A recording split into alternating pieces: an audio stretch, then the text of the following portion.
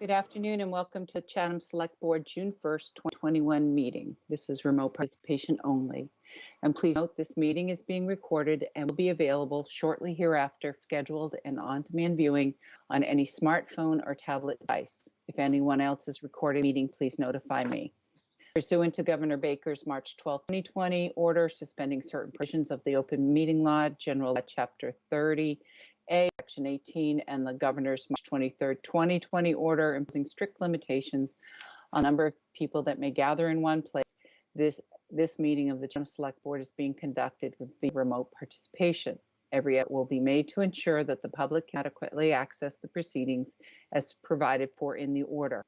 A reminder that persons who would like to listen to this meeting while in progress may do so by calling the phone number 1-508-945-4410, conference ID 134-208-476#, or join the meeting online via Microsoft Teams through the link in the posted agenda. While this is a live broadcast simulcast on Channel 18, despite our best efforts, we may not be able to provide for real-time access, and we will post a record of this meeting on the town's website as soon as possible. Please mute your audio until the proper time to speak, and in order for us to have a meaningful exchange with you at the time you are speaking, and if you are able, please activate your camera. At any other time, please disable your camera if you walk away from your computer. So now take a roll call of the Select Board. And we'll proceed with the meeting. Board Member Kokolis. Present. Board Member Matters.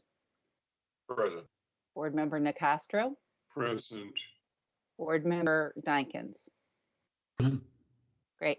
Okay, and the chair obviously is present. We have a full board. Our first order of business is to accept the meeting minutes from May 25th, 2021. Do I have a motion?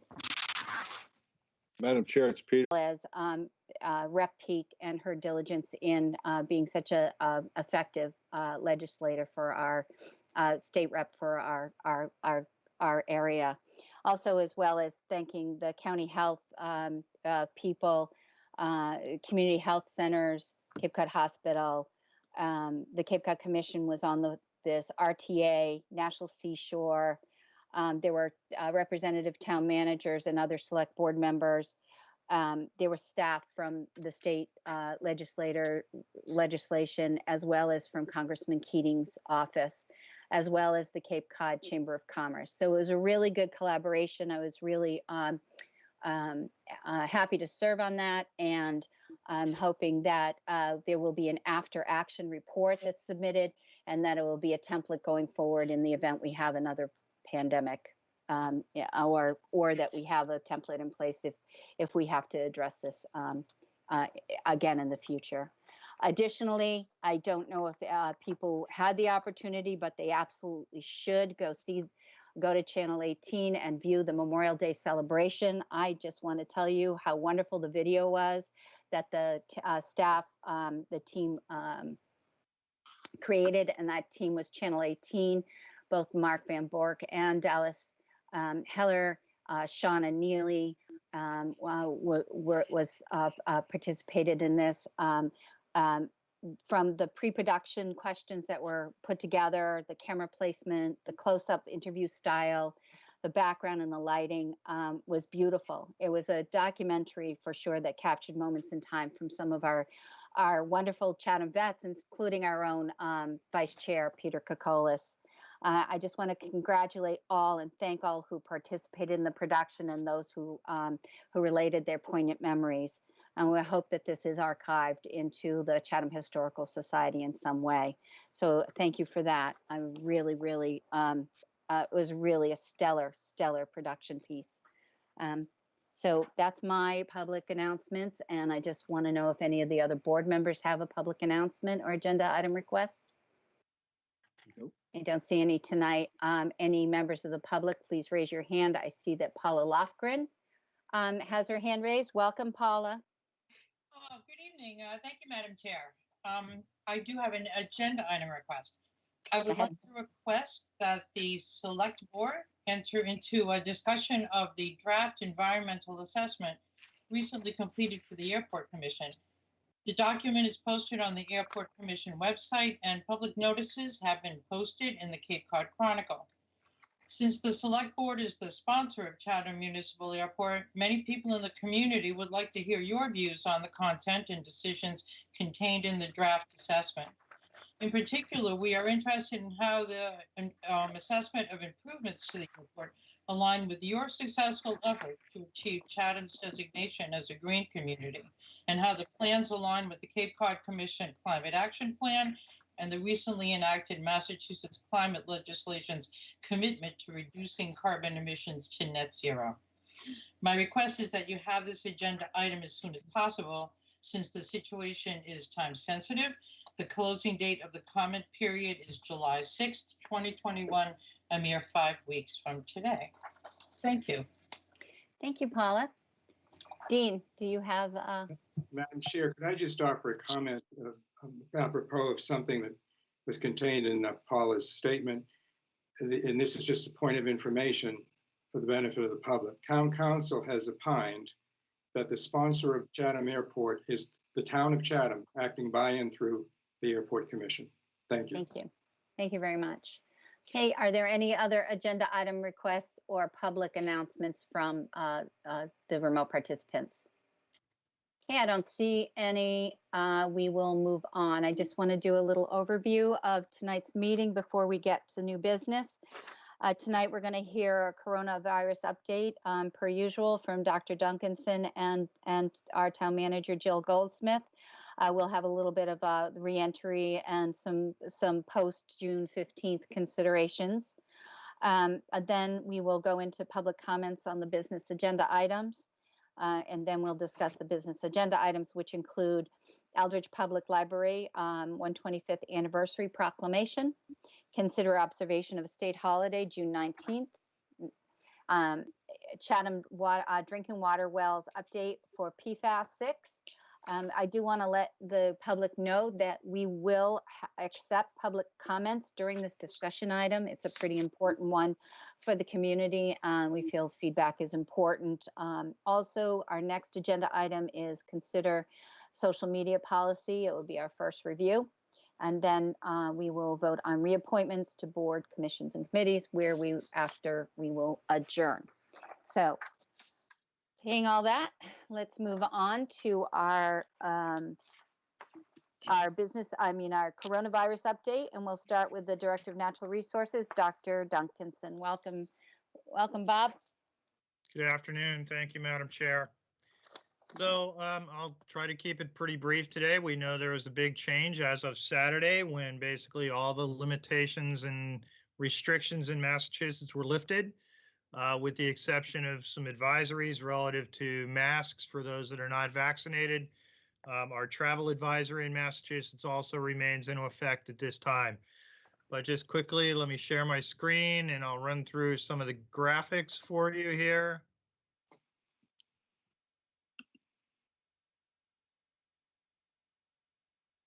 So the first figure that I have up, hopefully everyone can see it. This is our confirmed cases in Chatham since basically March of 2020, when the pandemic really began. And you can see as of May 31st, so as of yesterday, how low our case count has dropped to after peaking back in January. So hopefully that trend continues here, and over the next couple of months, we basically do not see any more red on this figure. So we have 7 cases so far in May of this year. We've had 326 cases since the pandemic began. And that is a change of 0 cases from your meeting of last week. In Barnstable County, we're currently at 13,907 cases. That's an increase of 3 cases from the day before and 28 cases from this time last week. So, that's great news, because 28 cases in a week is a lot better than when we were averaging, almost 100 cases a day in Barnstable County. So we have cut that in half, or we have cut that substantially. There were 2 additional deaths in the last week in Barnstable County. But again, that is down significantly.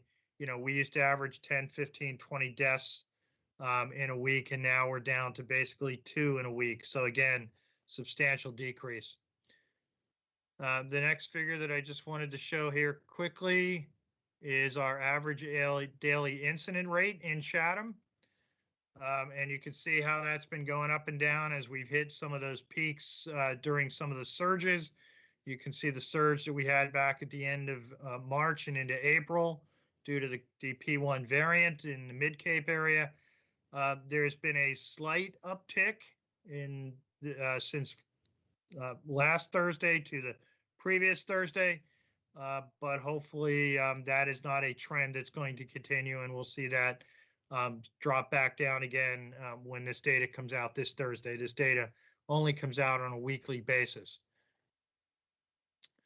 And then again, just as we've been showing the last couple of weeks, the number of cases statewide, and it just highlights again, and this is for a 2-week period, so 2 weeks prior to last week, including last week, and then the week prior to that, you can see we've had about 5,800 cases on a statewide basis, and this just shows the breakdown by age. And as we've seen over the last couple of weeks, the 2 highest age demographics for number of cases are the 20 to 29-year-olds and the 30 to 39-year-olds, with the 20 to 29-year-old age demographic being the highest percent on a statewide. And that's just consistent with what we've seen recently, that it's really that age demographic that really has the vaccine hesitancy, and is the group that really feels that, you know, while they may get the disease, it's extremely minor.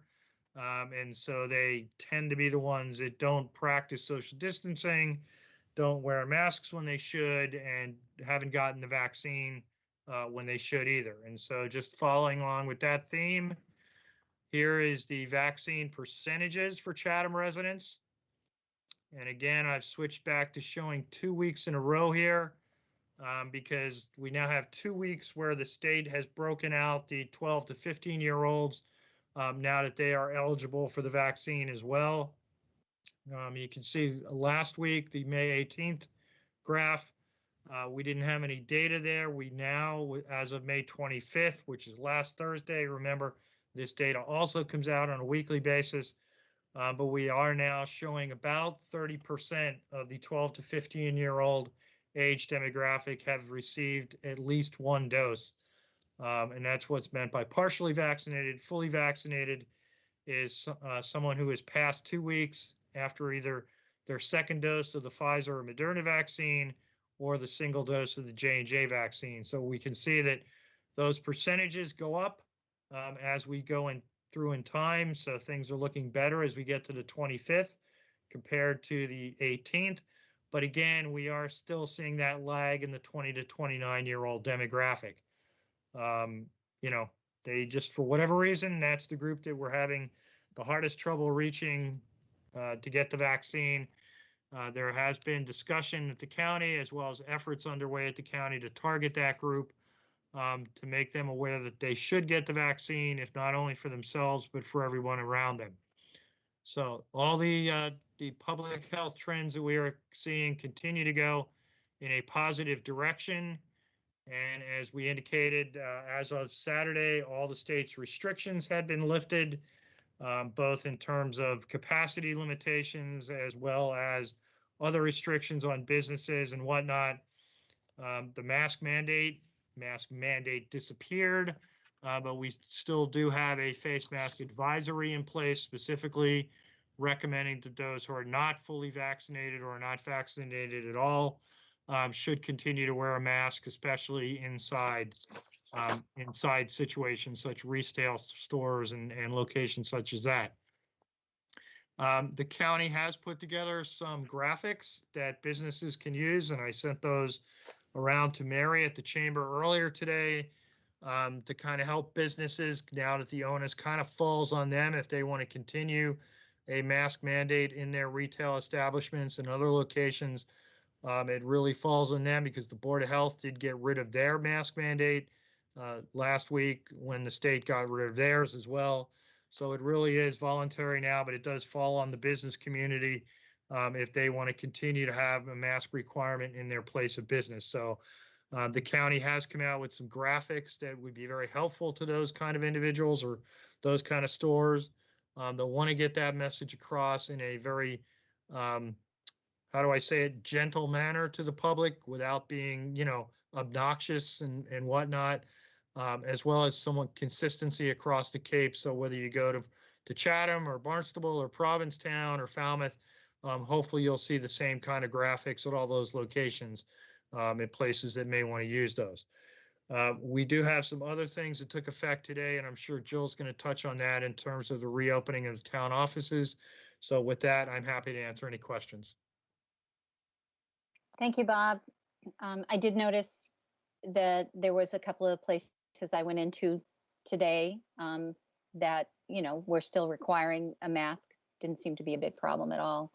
And just to observe the grocery stores, there was a lot of people still masking. So people are still taking personal responsibility and know it's not over. So that's really great. So questions for Dr. Bob from the board? Any? I don't see any. Okay. Any questions from the remote participants? Okay, we have none tonight. Thank you, Bob. Okay, thank you. Take care. All right. So the next is the coronavirus update from the town manager. We have a couple of things to consider, as I said before. It's in our agenda. So we'll start off. Welcome, Jill. Hi, thank you very much. So as you had said, there's a few things that we're going to talk about. And the first is the reopening or re-entry of the public into town buildings. And so I was able to convene a team to help plan for the re-entry of public into all of town meetings. And the team has prepared a report, and that was Dave DePasquale, our fire chief, Kathleen Donovan, our Director of Community Development, Megan Downing, our HR Benefits Administrator, Alex Halila, our Finance Director, Dr. Bob, as you know, is our Director of Health and Natural Resources, and John, who's KZ, our Emergency Manager. And we also had input, as you see in the written report, from Dan Tobin and Mandy Speakman. And we've utilized these teams to help us plan and outreach to various employee groups. And we did this back when COVID was first declared in our declared state of emergency. So I had a team work on PPE for town employees and another team working on the workplace modifications. So in your report, and in this report, I'm going to turn it over to Megan Downey because she's done a lot of work with this to highlight where we are, and then I'll circle back with you afterwards. So Megan. Hi, good evening, everyone. Welcome, Megan. Thank you, Madam Chair. Just to give a brief overview, we have met as a working group, as Town Manager Goldsmith said. We also had an all-employee call last week that went very well. I feel like it was a very productive call. We didn't have answers to all of the questions that were posed at the time because we were about a week back from now, but we were able to solicit feedback from the employees and find out where their comfort level was and make sure that there wasn't any pieces that we were missing in ensuring their comfort and safety. Beginning today, we have expanded in-person services by appointment from just Tuesdays and Thursdays as it was previously to now all normal business hours. That went into effect today and will stay in place until next Friday. On Monday, June 14th, public access to the following buildings during normal business hours will begin, and that's town offices, town office annex, and the Department of Public Works as needed. We will staff the reception desk at the front of the town office with a combination of volunteer personnel and staff. They'll be there to help with foot traffic to try to keep areas from becoming too congested, to encourage social distancing, and to answer questions. We will also possibly be using a similar protocol for the sticker office at the annex to allow 3 to 4 customers at a time in while maintaining a queue outside if needed. Beginning on Monday, June 28th, the community center will open to the public. However, they will adjust their hours to be from Monday through Saturday, 1 p.m. to 9 p.m.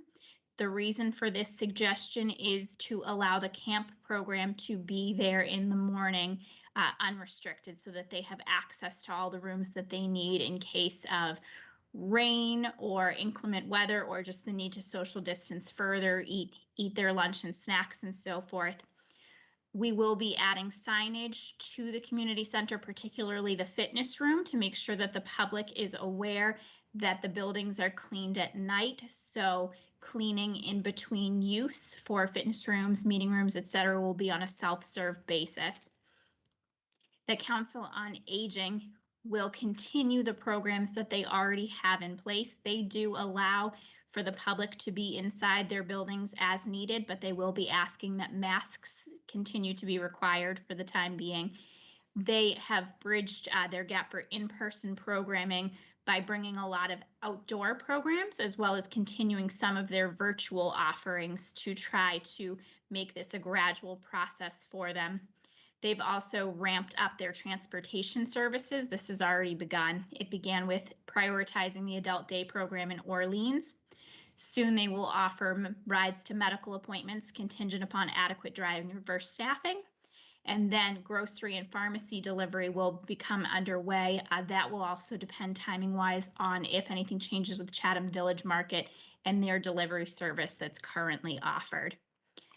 We are requesting that the transfer station operation, which has been open 6 days a week for residential trash, will continue those hours throughout the summer. That would mean that they would be closed on Wednesdays to residential trash. They would still be open for commercial recycling drop-off. And the reason for this is because the vendors that they offload recyclables to currently have shortened hours that have not gone back to normal, and they don't expect them to throughout the summer. So they are looking to be able to, on Wednesdays, haul those recyclables off Cape, as well as maintain and clean the facilities.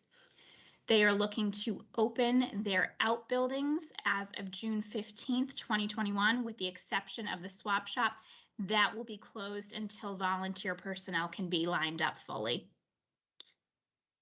The one thing that we did want to mention is that as we go back to allowing re-entry of the public, that we have found a lot of very efficient and innovative ways to do business over this past year, and none of those will be going away. We'll still be utilizing a lot of those same things. So the Dropbox, email correspondence, doing business remotely when needed will still be available and will be options that we will offer to members of the public to be able to suit their needs in any way that's necessary. We also wanted to mention, as we discussed, I know masks were mentioned before, and seeing a variety of whether people were wearing them or not wearing them. We have voiced to members of our staff that just as the public has a variety of comfort levels with masks, we understand that they do as well. And anyone who chooses to continue to wear a mask, that we want them to know that they're supported in doing that. And then finally, we did just want to mention that as we gear up for this re-entry, we do know that we can't predict the future and we can't predict what will continue to happen with the virus. So if needed, we would be coming back to you at some point if there was a reason to scale down services or limit hours at any point.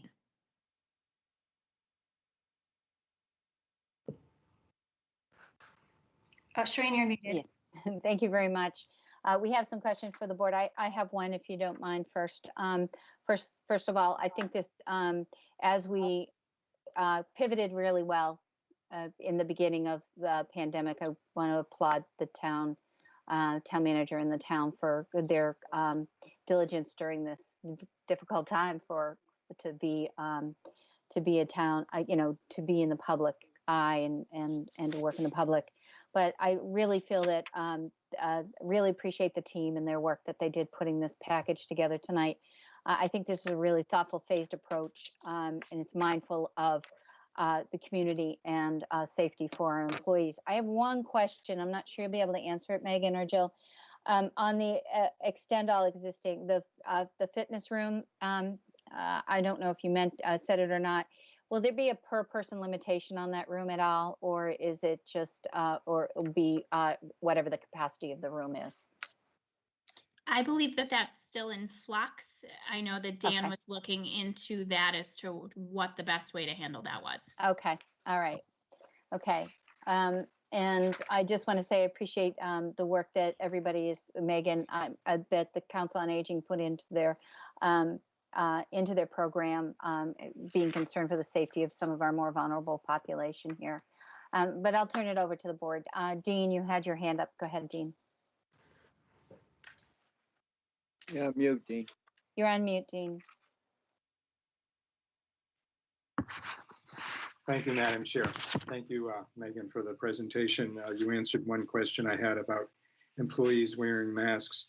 I do think this is, as the chair said, this is a very thoughtful reopening, and I appreciate that. I myself favor reopening as fully and as quickly as possible. And I think this is a good step in that direction. I did have one question. Will any employees be working from home, or will all employees be on site?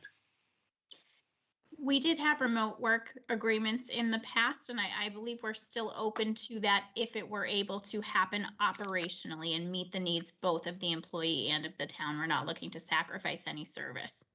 Okay, thank you. That was my question. Okay, Corey, you're next. Sure. No, thank you for the presentation. I do support moving forward with this. Just a couple small points or questions. The first, when we get to full reopening, on normal business hours, we have the side drop box for the treasurer tax collector available, obviously 24/7. And are we still going to keep the town clerk's drop box available so people can use it either during regular hours and after hours, or is that box going to get pulled away?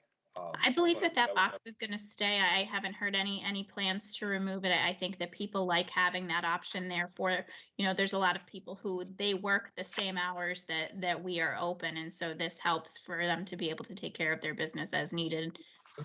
Agree. I think keeping that there makes a lot of sense. That gives flexibility to everybody. I do think the timing for the community center is appropriate with the summer program in place. Giving them some flexibility, I think is, at least for this summer, I think is the appropriate way to approach things with the community center, with them offering the program and the public getting better access to the building in the afternoon. So I do support that. And I do think the transfer station, continuing to be closed on Wednesday is appropriate. The crew down there, I'm there almost on a regular basis. They work very hard. I think the volume that is going to go through the transfer station this summer is going to be intense. And I think the Wednesday closure would be a benefit for everybody. As long as the operations don't fall behind, which I don't see it happening, I would support this. So I do think this is a very reasonable approach to reopening, and I'm fully supporting this. Thank you, Corey. Peter? Thank you, Madam Chair, and thank you, Megan. I'm not going to go through what my colleagues have said, except to say it's an excellent staff report. It's a balanced report.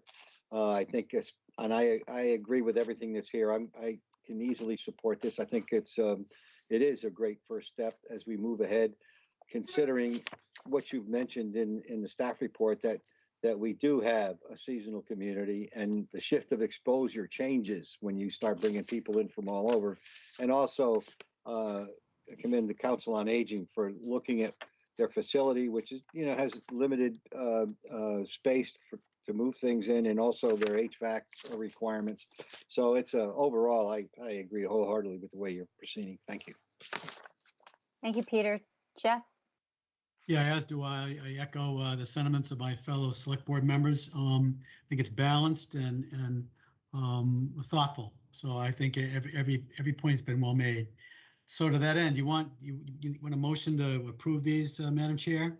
Yes, there's 4 items for approval for consideration. The reentry of the public into the town offices, the reentry of the public into the community center, the continuation of the Council on Aging building access, and they approved the transfer station schedule. So if you'd like moved.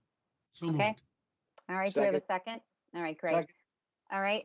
We have some questions from the public, but first I want to see if there's any further questions from the board. Peter, your hand's up, but I'm sure that was for another reason. It was for a previous one, Madam Chair. Okay, great. All right. So we'll just, any questions from the remote participants, you can raise your hand now. If you're on the phone, you may speak out, and I'll write your name down. Okay, I'm not seeing anybody. Yes, I am. Elaine Gibbs. Elaine? Yes, thank you, Madam Chair. We do have numbers about percentages of people who've been vaccinated in Chatham. And I think someone asked last week what the percentage was of the employees. I know we don't have the list of names, but we were running the clinics for them. So do we know if it's 30% or 80% that have been vaccinated? I think that would be useful information for the public. I don't have that exact number. I don't know if Dr. Bob wants to comment. The last vaccination clinic for the second shot would make employees who have participated in that fully vaccinated by June 7th. Bob, through the chair. Yeah, I would, thank you. I would estimate we're probably around the 70% of town employees vaccinated. We did run those couple of employee clinics, but a lot of employees had gotten their own shots on their own previously. I know pretty much everybody in the annex had gotten their shots at other locations before we were able to run the town-sponsored clinic. So, yeah, optimistically, I'd say we're probably at least 70% of town staff. Thank you. Okay. Any other questions from the remote participants? All right. If not, we will take a vote. Peter? Aye. Dean? Aye. Corey? Aye. Jeff? Aye. Chair says aye. All right. That has passed 5-0. All right, Jill, next is the In-person meeting status. Yes, thank you. Thank you. Thanks. I know that the board has the staff report in your packet, but as you know, the governor has extended the waiver to the open meeting law for in-person quorum requirements for boards and committees beyond June 15th and actually to September 1st. And so I wanted the board to consider tonight if and when you would like to return to in-person meetings and then provide a directive to the boards and committees. So just as an update to everyone, the annex large meeting room has been upgraded, and it has the same dais. That was one thing that was paused because of COVID and having the contractor do that, but it will look pretty much the same. And there's additional monitors for the public, the audience to view, as well as you as select board members to look directly into a video monitor rather than having to turn to look at the screen. And the screen will still be in use. And with that, we did a test run, and I think I mentioned it last week, for a hybrid Teams meeting in the large meeting room. So what you also have in the large meeting room are new microphones that you tap to activate, to turn on, and tap to turn off. So they're not always on. And this is pretty important when it comes to having a hybrid meeting using Teams, because we have to make sure that that those in the room don't also start talking also when someone on Teams is talking. So not too different than what we have going on here. When we talk over one another, we can't hear. So with the meeting room, there's improved audio and so forth, but staff is really excited about the opportunity for a hybrid meeting. So what I was going to suggest to the board is if you would want to meet in person beginning June 15th, and we're still going to test some of the hybrid technology before that. And I was going to, at the suggestion of staff, possibly limit audience attendance at that first meeting or have no audience attendance, just so we can get used to the technology, but certainly open for discussion.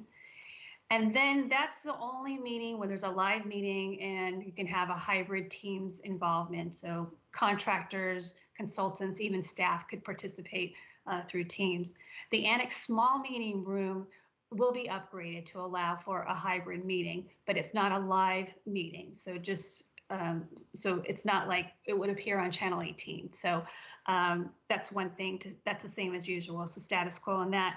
And then Channel 18 is looking to upgrade the self-service rooms, the community center, as well as the various locations that already had self-service rooms. But there's been a couple of locations that are not really conducive. One is the DPW conference room where some committees had met. It's been turned into a workspace. So for that particular, those committees that use that particular meeting room would go either to the annex or they can go to conference room A at 549. And then the community center will have an upgrade to a self-service room to also provide for hybrid public participation. And I didn't mention this before. One of the reasons that the governor had extended the waiver for in-person meeting requirements is that there's been a lot of push for public participation, and in a way that's been different from before. So continuing with a virtual participation, and whether we have consultants and so forth on it, it just provides people an easy way to participate in the meeting. And I think a lot of towns have seen increased public participation because of the flexibility of being able not to have to drive somewhere and can watch the meeting from their own home. So I think that's pretty important. But we also are working, as I said, to upgrade the self-service rooms. So in talking to Channel 18, as I had mentioned too, with the large meeting room, we're still going to have some requests for public participation, and especially if it is a hybrid meeting, just about meeting etiquette, helping with the technology, camera on and off. Exactly, I think what the chair normally says or has been normally saying the last 15 months would still apply. So that type of etiquette to make sure that you as the participating members in person can hear, as well as the viewers on Channel 18 and at home. So we gave a few recommendations here. We're asking that the board allow for virtual meetings to continue to occur if a board or committee wants to do that, and resume your in-person select board meetings in the large meeting room beginning on June 15th, and that we request that it continue to be a hybrid meeting.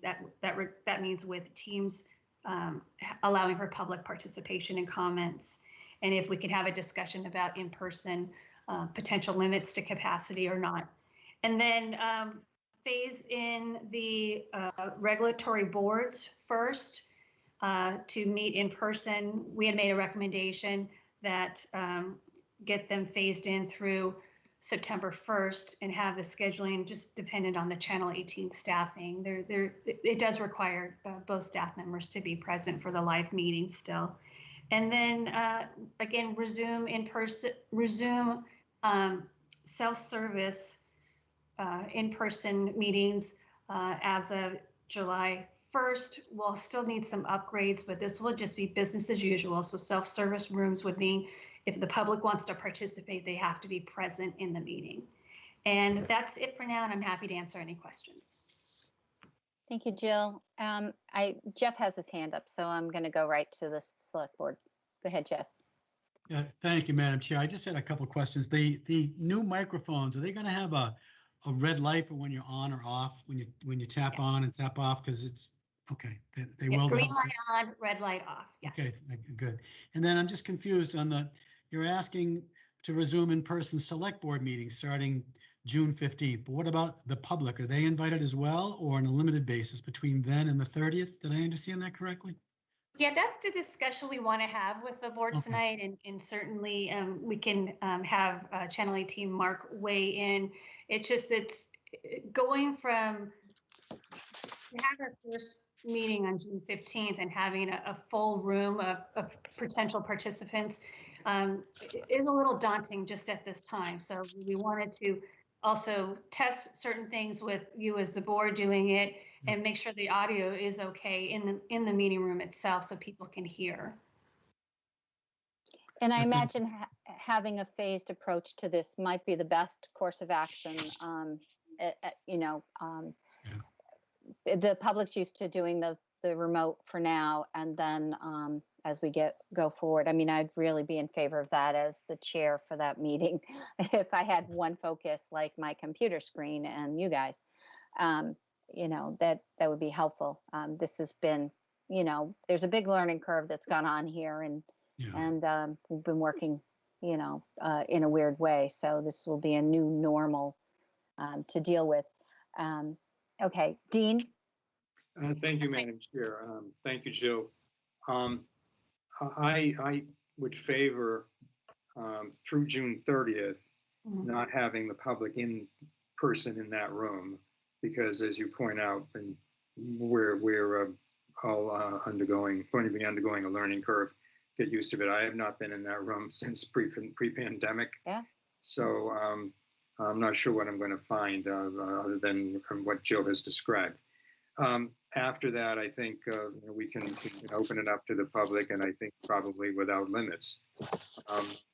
I'm hopeful that maybe, I understand there are bills in the legislature. I'm not sure what they say. I think the idea of having both in-person and remote access for the public in a hybrid form, as we're going to be doing this summer, is able to be continued into the future, because I think it enhances public participation in our meetings. It makes it very easy for people who have internet access or even phone access to meet with us. I know in the past when we've had a couple of sessions where we've, I think back to that winter meeting during the snowstorm when we had something on the senior center, we did entertain emails from the public, but that was the extent of it. I think being able to participate through Teams, Microsoft is a good option for the public. And the last thing, Jill, I don't know if you're planning to say something more about the regulatory boards, but as you know, you and I talked this afternoon. I received a message from the chair of one of our regulatory boards expressing the hope that with the resumption of in-person meetings by those boards, that the participants in those meetings, apart from the general public, namely the parties and the applicants, their lawyers, their consultants, could be present at those meetings, in person at those sessions, and that may or may not be possible. I don't know if you wanted to say something about that tonight, to the extent that it's been defined yet. Thank you. Thank you. So, Madam Chair, we've had a little discussion, mostly with the department heads, and whether they are required to be present in person or if they can continue to participate virtually. And I would imagine that they could continue to participate virtually, unless it's something like, a budget presentation where you really need to see the reaction and see the room and read the room. I would suggest that the board leave it optional whether the consultants or attorneys are required to be in person or can participate virtually. And this is in the large meeting room. And again, this is live on channel 18. Really, the presentation isn't going to look any different whether someone's in person or not, because we're still going to broadcast on channel 18 a shared screen per se, or how it looks in the large meeting room. So with that regard, if the board could be flexible depending on whether the consultant does need to be in person or not, or work with the chair and the staff liaison, either way is doable. Yeah, thank you. I suspect, I haven't spoken with this individual yet. I just received a voice message. I suspect what might be entailed in the question that was put to me was whether in some instances parties on the spot and other attorneys on the spot are submitting documents directly to board members, and maybe that's what that particular chair had in mind. But as long as there is the option for a given board to conduct itself how it might, I think that's probably very acceptable to our regulatory boards. Thank you, Madam Chair. Nothing further. Thank you, Jean. Peter. Thank you, Madam Chair. Yeah, a couple of questions were already asked, so I won't get into that. I kind of agree with the approach that we're taking. I do have one small question. Community center meeting room, that's still going to be the club room, I would assume, because that's where it is, or would you put it somewhere else? Oh, for the virtual meeting? Virtual it would meeting. be likely in the conference room next to the fitness center. The smaller room. Yeah, the smaller the room for the self-service room for a hybrid meeting, the better. So that's what Channel 18 had suggested. But they're going to evaluate every room. So if it could be in the club room, each on-demand self-service all of our technology does require an update, no matter if we're doing hybrid or not. And that was proposed for the FY22 budget that will be before voters on June 12th. So we're going to be doing an upgrade no matter what. And then eventually the large meeting room over at the community center will be sort of a quasi studio so that we can have just better audio. And I'm not sure if it's going to allow for live access, but it'll be a better room for the larger meetings that have 100 or more people. It will just be another option for us. Yeah, that was my second. You mentioned it in here, but I think that makes a lot of sense considering that we tend for important meetings that really you want to get a lot of public outreach. We use that room, and it would be good that if we could use it electronically too, not just by recording.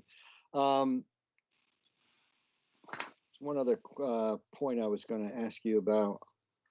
I'll remember it. It's so important that I've forgotten it. But in any case, I do support how you're moving. Oh, I know. It's a comment that Dean had mentioned. You know, June 15th. I kind of agree with that. That we ought to be not have a lot of people in there or none. But I'm not sure. The question is, do you need people in the room for a test? Maybe after June 30th. Do you have to? Can you do it with just, you know, all of a sudden we have everybody in there and it's okay? Or should we have a smaller group of people and then test that audio before we move on? I guess that's a techie question. Well, I know Channel 18 can speak to it, at least for the first meeting on June 15th, to do it with just the board in person. And then after that, there's going to be various tests that will occur, and we'll be able to get the bugs out. And so that's essentially 2 weeks. We did a preliminary look at the meeting schedule. I mean, the last 2 weeks in June, there are some meetings, but there's not a lot. So I don't really think that any group's going to be very much hindered by having to wait till after June 30th to have an in-person meeting. Mark's got his hand raised, so I think he could add to the. Mark? Yes. Yep. Hello, everybody. I would be in favor of a ramp up that, just as Peter's saying, I would rather not go to 100 people in the room all on our first meeting with the public. So if we could ramp up, I would appreciate that very much. Thank you, Mark. All right, Corey? Thank you, Madam Chair. Just a couple comments. On the June 15th meeting, if we're not going to allow public to physically be there, I would be sensitive about what topics we put on the agenda. You know, that's just my 2 cents worth. I mean, I'm fine with having the public there.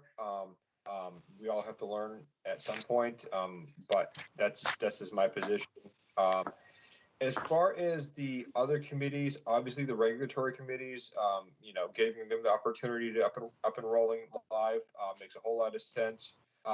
But I do feel obligated to make a push to consider if there's any specific non-regulatory committees. I'm going to make a pitch for my waterway committees, the Aunt Lydia's Cove and the waterway guys. The virtual platform has been a big hurdle for them. Aunt Lydia's Cove has not met in eons, and waterways didn't even have a quorum last week because of members who struggle with getting online on a regular basis. So if there's any way to consider a limited group of other committees to get up and rolling live that may have more time sensitive conversations, that conversation I would like to have with the board. But I would press my 2 waterway committees at least to get at least one meeting under their belt so we can get their input on the Coast Guard, for example. So other than that, I'm looking forward to getting back together in person, and yeah, I'm looking forward to this. Thank you. Madam Chair? Yes, go ahead. So Corey, just for clarification, difference between meeting in person or meeting live in the large meeting room. I think the in person at the self-service rooms could begin. I think we had it here as of July 1st. So if there's and I'm not sure so the large meeting room is really the room that we really need to, it's the new thing for us that we really need to test out to make sure but the self-service rooms will be available. They just have to test them between now and July 1st to make sure everything's operating. Yeah, I mean, there's no secret. I've been trying to get the Outlandish Code Committee to meet, Yeah. and there's been some conversations and struggles and whatever.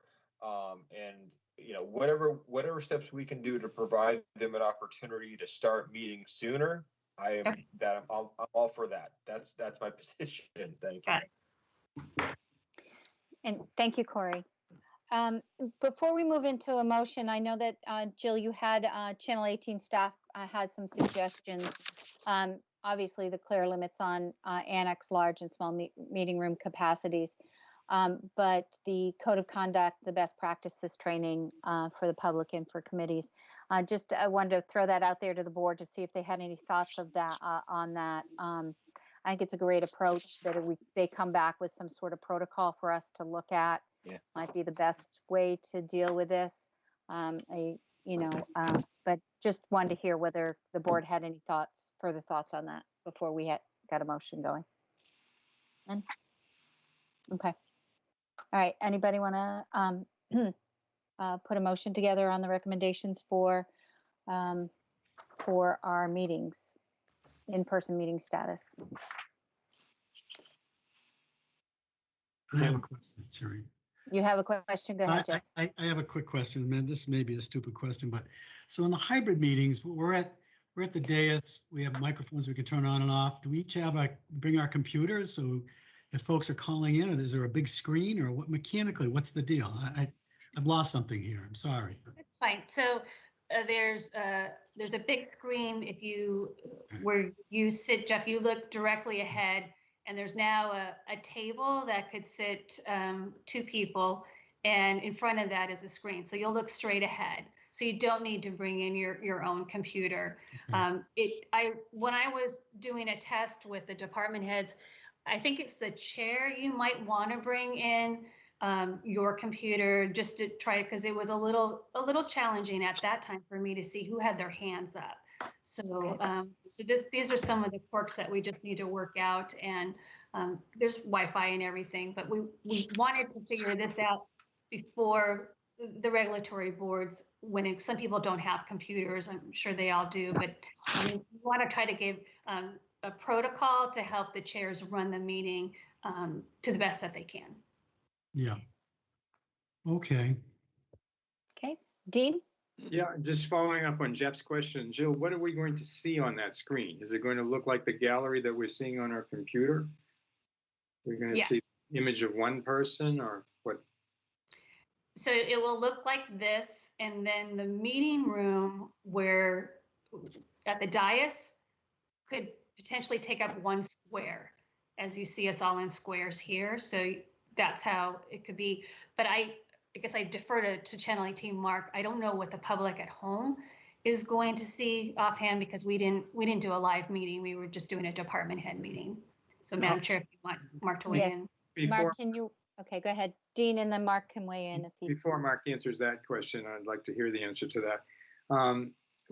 So how big is this screen that we're going to be looking into, and how far away is it? Good question.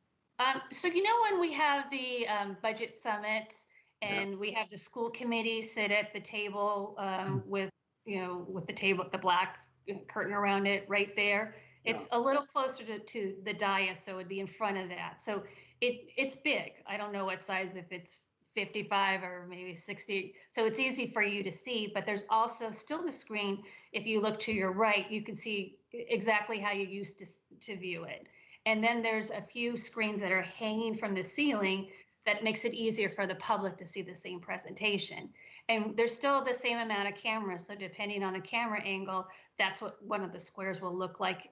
One of the squares will be the meeting room no matter what. It's just a matter of how Channel 18 has the camera. Okay, thank you. Thanks. Mark, are you willing to add anything? Yes, Madam Chair. If you would allow, I could have Dallas turn on our video feed, and you could actually see the room. Great. Dallas, could you turn on the video feed?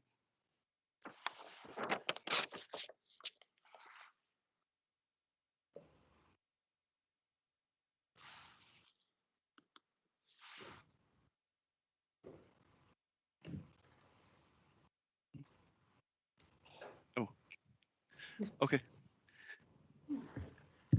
So are you seeing the room now? Not yet. No, No, not yet. I see it. I don't Oh, see do you it. see You probably have to find the Channel 18 feed. Dallas, maybe you can pin yourself Yes, please pin. or spotlight yours. Yeah. The Maybe viewers at nice. home can see it. I see it on Channel 18 now. Oh, here it goes. It's popping There we up. go. Oh, there we are. Look at that. So you can see here the projection screen on the left-hand side that has the Mhm. Teams meeting on it. You'll notice on the bottom right-hand corner a new desk, and on the front face of that desk is a television that's right now showing the same Teams meeting. Dallas, could you maybe pin me, my camera? I'll turn on my camera. Oh, now I see it. Okay. And now you can see me. And Dallas could pin me. Maybe I'm a participant from the public.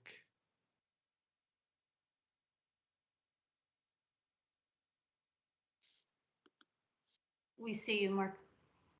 Okay. Mm-hmm. I'm waiting for me to come up on the projector there. Big screen, yeah. There you are. Yeah. We see you. Just you. Okay.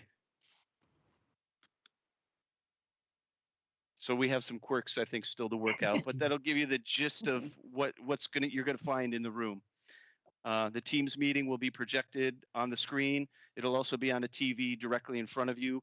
If somebody remote participant wants to speak, we could pin that person's video to the big screen so that you could see them directly. I don't know if you have any additional questions. So would we? Yes. Oh, there. Good. Okay. Oh, I'm just seeing the room. I got it. Yeah, Yeah, and so there that's I am in the back. your view. That's your view where you would be sitting at the dais. Is it just me or I don't see that? I see Channel 18 without a feed. Huh. Everybody else has it? Oh, it must No, be. I don't I have see it. it. Yep. Okay. All right. Works. All right. All right. That's a great overview. That was helpful, I think. It was. When we get in the room, obviously there'll be probably many more questions. So I think we should keep that agenda, that evening's agenda, a little light, if possible. Shireen, can I just ask one question? Mhm. When Mark was talking about, pinning onto the screen a remote participant, are we going to see just that remote participant, or is it going to be a gallery? On the projection screen will be just that remote participant. Okay. Well, I think that's good, actually. It's sort of equivalent to somebody coming up to the lectern. Thank you. Yes. Right. Which will be nice. Yeah. All right. Let's see.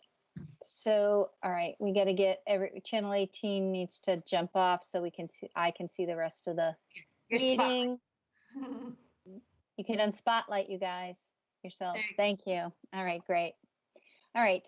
Any other questions from the board before we ask for a motion? Motion? Anybody want to make a motion? Yeah, Madam Chair, I'll read it. Thank you, Peter. Okay, I move that we allow for virtual meetings to continue.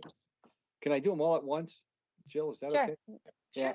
Resume in-person select board meetings in the annex large meeting room as of June 15th, 2021. Provide for hybrid public. Hang on a second. Provide for hybrid public participation via MS Teams and set limitations for in-person public participation through June 30th, 2021. Phase in-person hybrid meetings in the large meeting room for regulatory boards through September 2021, scheduling dependent on Channel 18 staffing. And finally, resume in-person meetings in self-service rooms effective July 1st, 2021. Great. Do we have a second? Second. Second. I have a Okay, I comment think as well. Okay, Yeah. comment, Jeff, go ahead. Yes, thank you.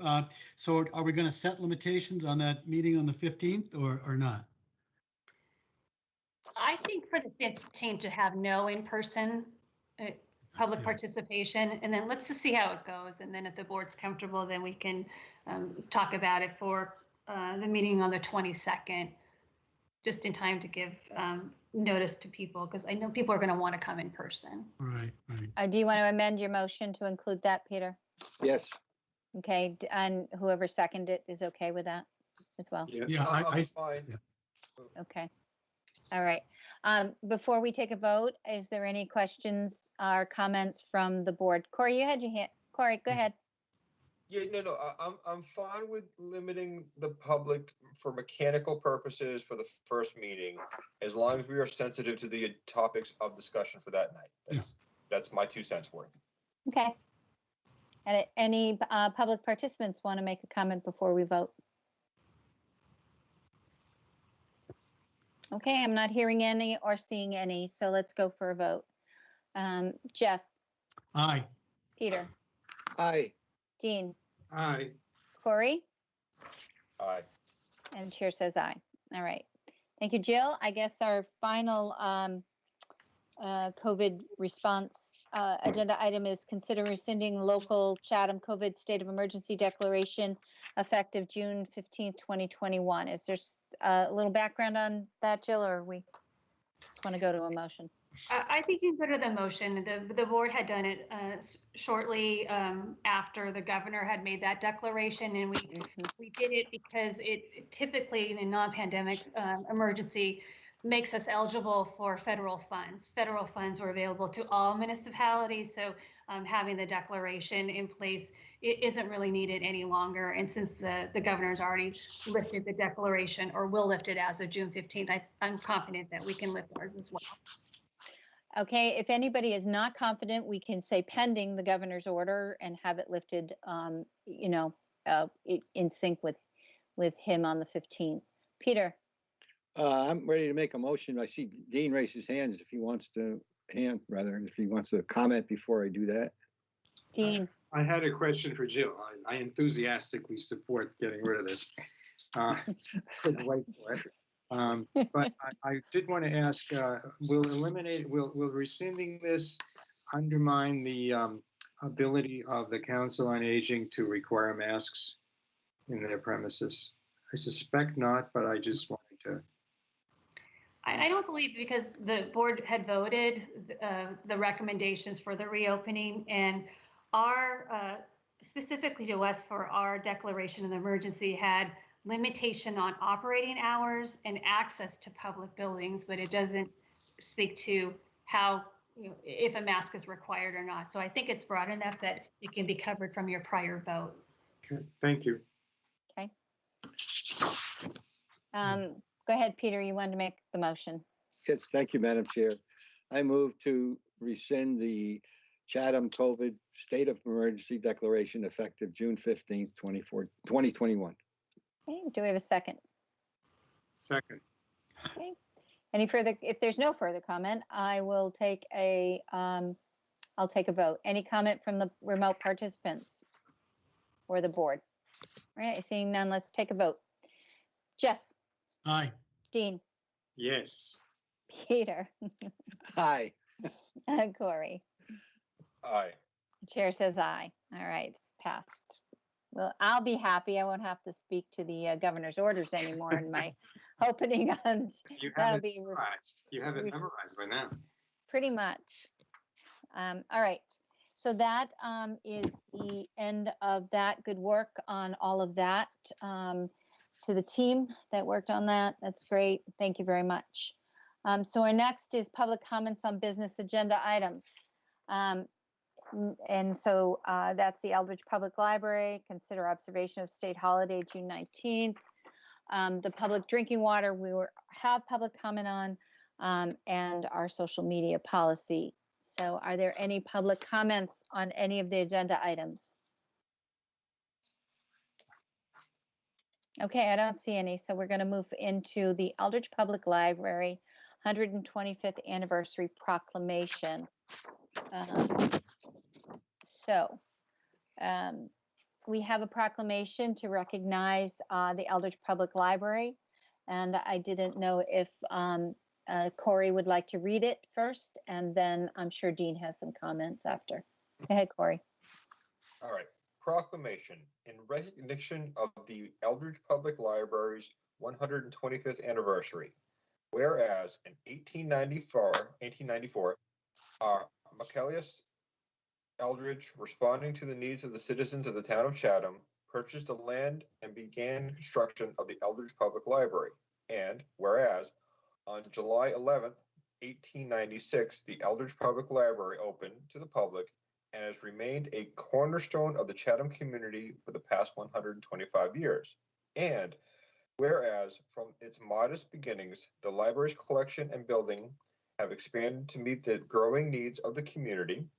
And whereas the library offers programs for all ages, outreach services, literary initiatives, information services, computer and internet access, and other means of community support and enrichment. And whereas through times of recession and prosperity, war and peace, and 2 global pandemics, the Eldridge Public Library continues to serve the people of Chatham as a place of learning, culture, and community. Therefore, be it resolved that the Chatham Select Board proclaims 2021 as the Year of the Library in honor of its 125th anniversary and extends sincere gratitude to its Board of Trustees, staff, friends, and volunteers, past and present, for their accomplishments, commitment, and dedications to the Eldridge Public Library on behalf of the town of Chatham and its residents and visitors. Signed, the Chatham Select Board on June 1st, 2021. Thank you, Corey. We also have the library director on as well. But Dean, would you like to care to make a comment? Dean? Yes, thank you, Madam Chair. As liaison from the Select Board to the Eldridge Public Library, I'm happy to offer a motion, and I was going to recognize that Amy is on the meeting call as well, and perhaps she can tell us a little bit, if she would, about the celebrations planned for July 11th. But I would offer this motion that the Chatham Select Board adopt this proclamation in recognition of the Eldridge Public Library's 125th anniversary, as was read by Clerk Matters. Thank you. Do we have a second? Second. Thank you. All right. Before we go further, Amy, would you like to chime in? And congratulations to the library for its anniversary. Thank you, Madam Chair, and thank you for inviting me. Can you all hear me? Yes. Okay. So thank you for approving the proclamation. It's kind of a weird year to have our 125th anniversary, but we've survived many other, and we're going to do great in this one too. So on July 11th at 2 o'clock, we are having a little celebration outside on the front steps. There'll be some festivities and speeches, and the proclamation will be read, of course, and just something to recognize, 125 years later, the day that the library opened to the public, which if we had it today, it would have been a better celebration because we did open today for our normal hours. But thank you all for your support through everything, and for approving the proclamation. I appreciate it. Thank you, Amy.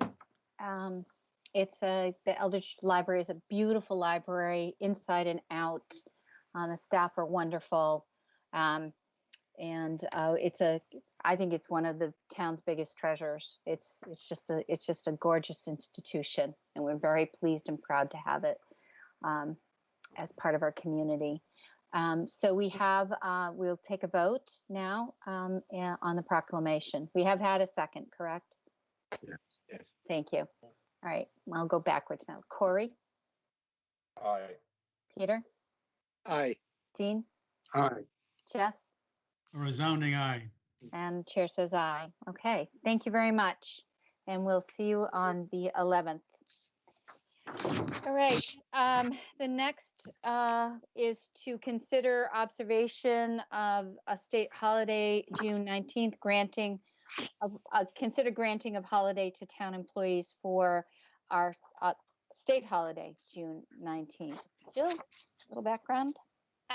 Thank you, Madam Chair. I was going to, if you're approved, to turn it over to Megan Downey, our HR Benefits Administrator. Sure, Megan, thank you. Thank you. So this is the first calendar year that the Commonwealth of Massachusetts has formally recognized June 19th, also called Juneteenth Independence Day, as a legal holiday in the state of Massachusetts. Not all of our collective bargaining agreements have language in regards to any day declared a legal holiday by the state or federal government will be granted to them. However, we would like to recommend that the board consider voting to close town buildings on Friday, June 18th in observance of Saturday, June 19th, and award this as a permissive holiday this year, following the existing CBA provisions for observance of legal holidays. In accordance with our language and with current practice in our CBAs, holidays which fall on a Saturday are celebrated on the preceding Friday. This action is in line with many of our neighboring municipalities who are observing the newly established holiday and closing their buildings on Friday, June 18th, some because they have it in their collective bargaining agreements, some because they are choosing to honor it this year in expectation that it will be voted in the future. Friday is the day after our town election, and so elected officials are traditionally sworn in that day. The town clerk has graciously offered to swear in elected officials at 9 a.m. on June 18th, if the select board chooses to, or wait until June 22nd. And just to note that this recommendation and the suggested motion would be for this calendar year only. Inclusion of this holiday as a permanent paid holiday would be done through the contract negotiation process in the future. Okay. Questions? Any questions for Megan or Jill? Or a motion?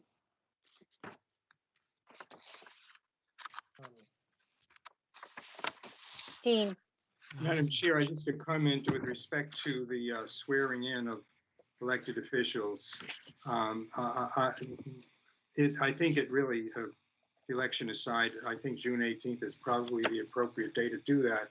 Otherwise, you're going to have holdover, potential for holdover members on the board in particular. And so I would suggest that would be the appropriate, rather than swearing the board and having the board reorganization on the 22nd. Okay. And you are recommending the reorganization on the 22nd as well? No, on the 18th. The 18th. I mean, on the 18th? Yeah, Okay. as it has All right. traditionally been done the day after the election. Okay. All right. Jeff? Yeah, I thank you, Dean. I absolutely agree with Dean. I think you had the reorg on the 18th, first thing on the 18th. So I would offer a motion knowing that that's what we think, to approve the observance of Juneteenth on Friday, June 18th, 2021, close town buildings and grant the day as a paid holiday to town employees who are entitled to receive compensation for a legal holiday as a day off with pay, and allow the existing CBA provisions for town employees who are required to work on a holiday to be applicable to them on Friday, June 18th, 2021. Okay, do we have a second? Second. Second. Okay. All right, we'll go forward with any further comment. We'll go forward with a vote. Jeff? Aye. Corey? Aye. Peter? Aye. Dean? Aye. The chair says aye. I want to thank the clerk and for the town clerk for agreeing to swear in the select board, and also Jill will be present to conduct our reorg meeting that morning as we usually do. Okay, great. Thank you. All right, thank you, Megan. All right, so our next is something that we're faced with, that many of our town in the state of Massachusetts and the whole country is dealing with, and that is the PFAS in our public water. So this is Chatham Wells PFAS update. And Jill, I think we're turning it over to Tom Temple, but I want to just say Tom Barr is here, as well as Lynn Clark. I believe she was scheduled to be here as well from the water department. So Tom? Good evening, Madam Chair. Good evening, Select Board. Also, I believe on the line is Maria Rudman, who is also from Weston and Sampson, Okay. along with Lear and Tom Barr. As my report indicated, the town of Chatham Water Division has been following the PFAS from when EPA identified PFAS as a compound among the list of unregulated compounds emerging as concerns in 2013. The town began sampling in 2014. In February and August, we had no detections that were found. EPA then, lifetime health advisory level was at 70 parts per trillion. In October of 2021, Mass DEP required sampling of all entry points to the water distribution system for PFAS-6 to begin April of 2021. So even though they put together the new regulations in October, the first sampling we're not going to start until April of 2021. The town of Chatham, to follow the requirements of the regulations, we took our first sample on April 14th for all wells. All 9 were tested, of which we had 3 that had some minor hits, 2 of which had minor hits. 1 was over the limit of 20 parts per trillion, which was the new requirement. That well was immediately pulled offline. We then received, we let Mass DEP know that that well had gone over that limit. We also we rescheduled the second sampling as per the requirements after Weston and Sampson talked with Mass DEP. We did the 3 wells that had hits in them. We then, after the well went offline, we then set up a meeting, a conference with Mass DEP, with town officials, Weston and Sampson, regarding the information that we received from the test results. They have a template that all communities have to use in order to put on your websites and make all residents aware of the different levels that have been found in the communities. We drafted our input to the draft DEP template that they had given us. In doing such, in our meeting with Mass DEP, we also discussed how could we go ahead with well 5 offline, how could we go ahead and implement, continue the level of service that we needed in Chatham without having to go to bottled water for that one well. So what we ended up doing is a short-term solution was to take well 5 and 8, and one of Mass DEP's plans that they end up using that they utilize under their regulations is blending of the water from different wells. So in an effort to meet the requirements, what we did was we cut back on well 5, and we blended 8 with 5. We're in the process of, we did sampling today. We'll get the results hopefully back by Friday to see what the results were for that. We also did our next sampling on just well 5 just to see what the new results would be before we did the blending. To make a long story short, we also took a look with conversations with Mass DEP about utilizing well 4, which well 4 hasn't been utilized since 1990. Well 4, as you may recall, it did have some contaminants back in those days. We've done testing on that well since 1990 quarterly, right up until the most recent one being the April sampling. We've talked with Mass DEP. We've done the flushing of the lines. We've also done chlorination of the lines. We're testing. We're currently doing prolonged pumping for well 4, which we've been doing for 9 hours each day, and we'll do that for, I believe, several more weeks. Our goal was to try to get all the results back, everything for well 4. If everything is clean and passes DEP's requirements, to put well 4 online by the end of June, beginning of July, when we need that water the most, as well as doing the merger and blending of wells 8 and 5 together. So, it's a very difficult position to put communities in, and Chatham's not the only community. This is across the Commonwealth of Massachusetts. You've had, Wayland and Randolph and all these other communities that have had to go through the bottled water, phase. We're trying to not have to do that. We're trying to make sure that we can be able to shut off and pick and choose our wells to make sure we can give them rest and keep them all online.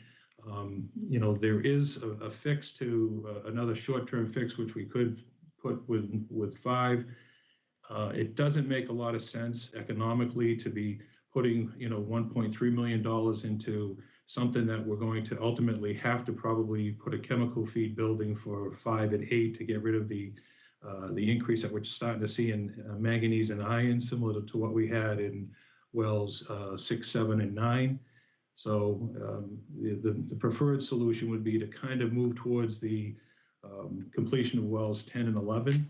We did prolonged testing. The board had funded through one of the articles a couple of years ago, the prolonged testing for wells 10 and 11, which came back great. We had done that for, a 3-week period, I believe, when everything was said and done, and pumping 24 hours on those 2 wells just to see what we were getting for, any type of bacteria or other sampling that we were going through, and we didn't have any issues or any hits with that. So, my suggestion is that we put that money that we would have put towards a temporary fix for well 5, we push that towards the permanent solution, which is on well 5 and 8, which, trying to get wells 10 and 11 up and running.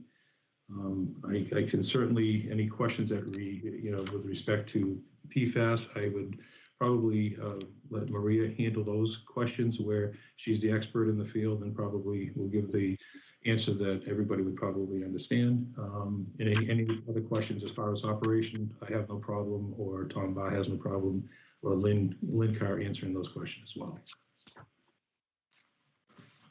Okay, thank you very much. The first and foremost question I think everybody wants to know and should be said, that our drinking water is safe to drink at this moment, that all the precautions are in place. Okay, just so the public understands that, I think it's really important. A couple of things that I wanted to ask about, we're looking at these solutions for cleaning, scrubbing, mitigating, all kinds of things. The one thing I'm not hearing in the plan is stricter conservation measures. If we're going to have any issues going down the road about drought and whatnot, is our water supply at a point right now where we should be considering something like that instead of going to a Harwich or going someplace else to find water sources? That's just something I want everybody to keep in the back of their mind. A couple of other things that I think that are important to understand is, from what I understand, if you do go on the Mass Environmental Protection site, you will see that Governor Baker did issue what he did to establish the stricter regulations on the PFAS issue, and also some information on some of the granting that he's given to some of the towns that are having some other issues. Additionally, Senator Steer has put together a bill to seek a task force for PFAS. He actually was serving on that today, started to serve on that, or an organizational committee. I guess that the as far as the what we got from the state was that their press release has it gone out yet, Tom, or is it available other than through our agenda packet? Has that gone out to the public or on the town's websites at all yet? It has not. When speaking with Mass DEP, we wanted to make sure that we ran this past the select board before we sent it out. Now, when you look at the public education, the information they provide, there's only certain areas that we can respond. It's their template, so there's things that we can't change, even though it makes it sound like we're doom and gloom, like the town of Chatham is not violated any drinking water regulations. That is their language, and if you look at other communities that have had to put this on their website, it's the same boilerplate language. So it's not something we prefer to see as a community, because we take responsibility for our drinking water and making sure that everything's where it should be, safe quality. But there are things that we have to do in conformance with their boilerplate template that they gave us. So This is just a sample. If there's things that the board wants to see changed in there, we can certainly change it on this, but we have to submit it to Mass DEP. They're going to redline it and send it back to us, and then we're going to have to change it to, you know, what they want in that correspondence that'll go on our website. Well, I don't really have a problem with it. It's informative. They're addressing the issue. They've given us a definition of about what PFAS 6 is. They have recommendations on what the consumer should do. It also has the actions of what we're doing. So I think it's informative. And perhaps as we go along, we'll be issuing more of our own style of information to the public. But I think that it's helpful for people to understand, and it gets them on the forever chemical radar that we're dealing with. Dean, you had your hand up, then Peter.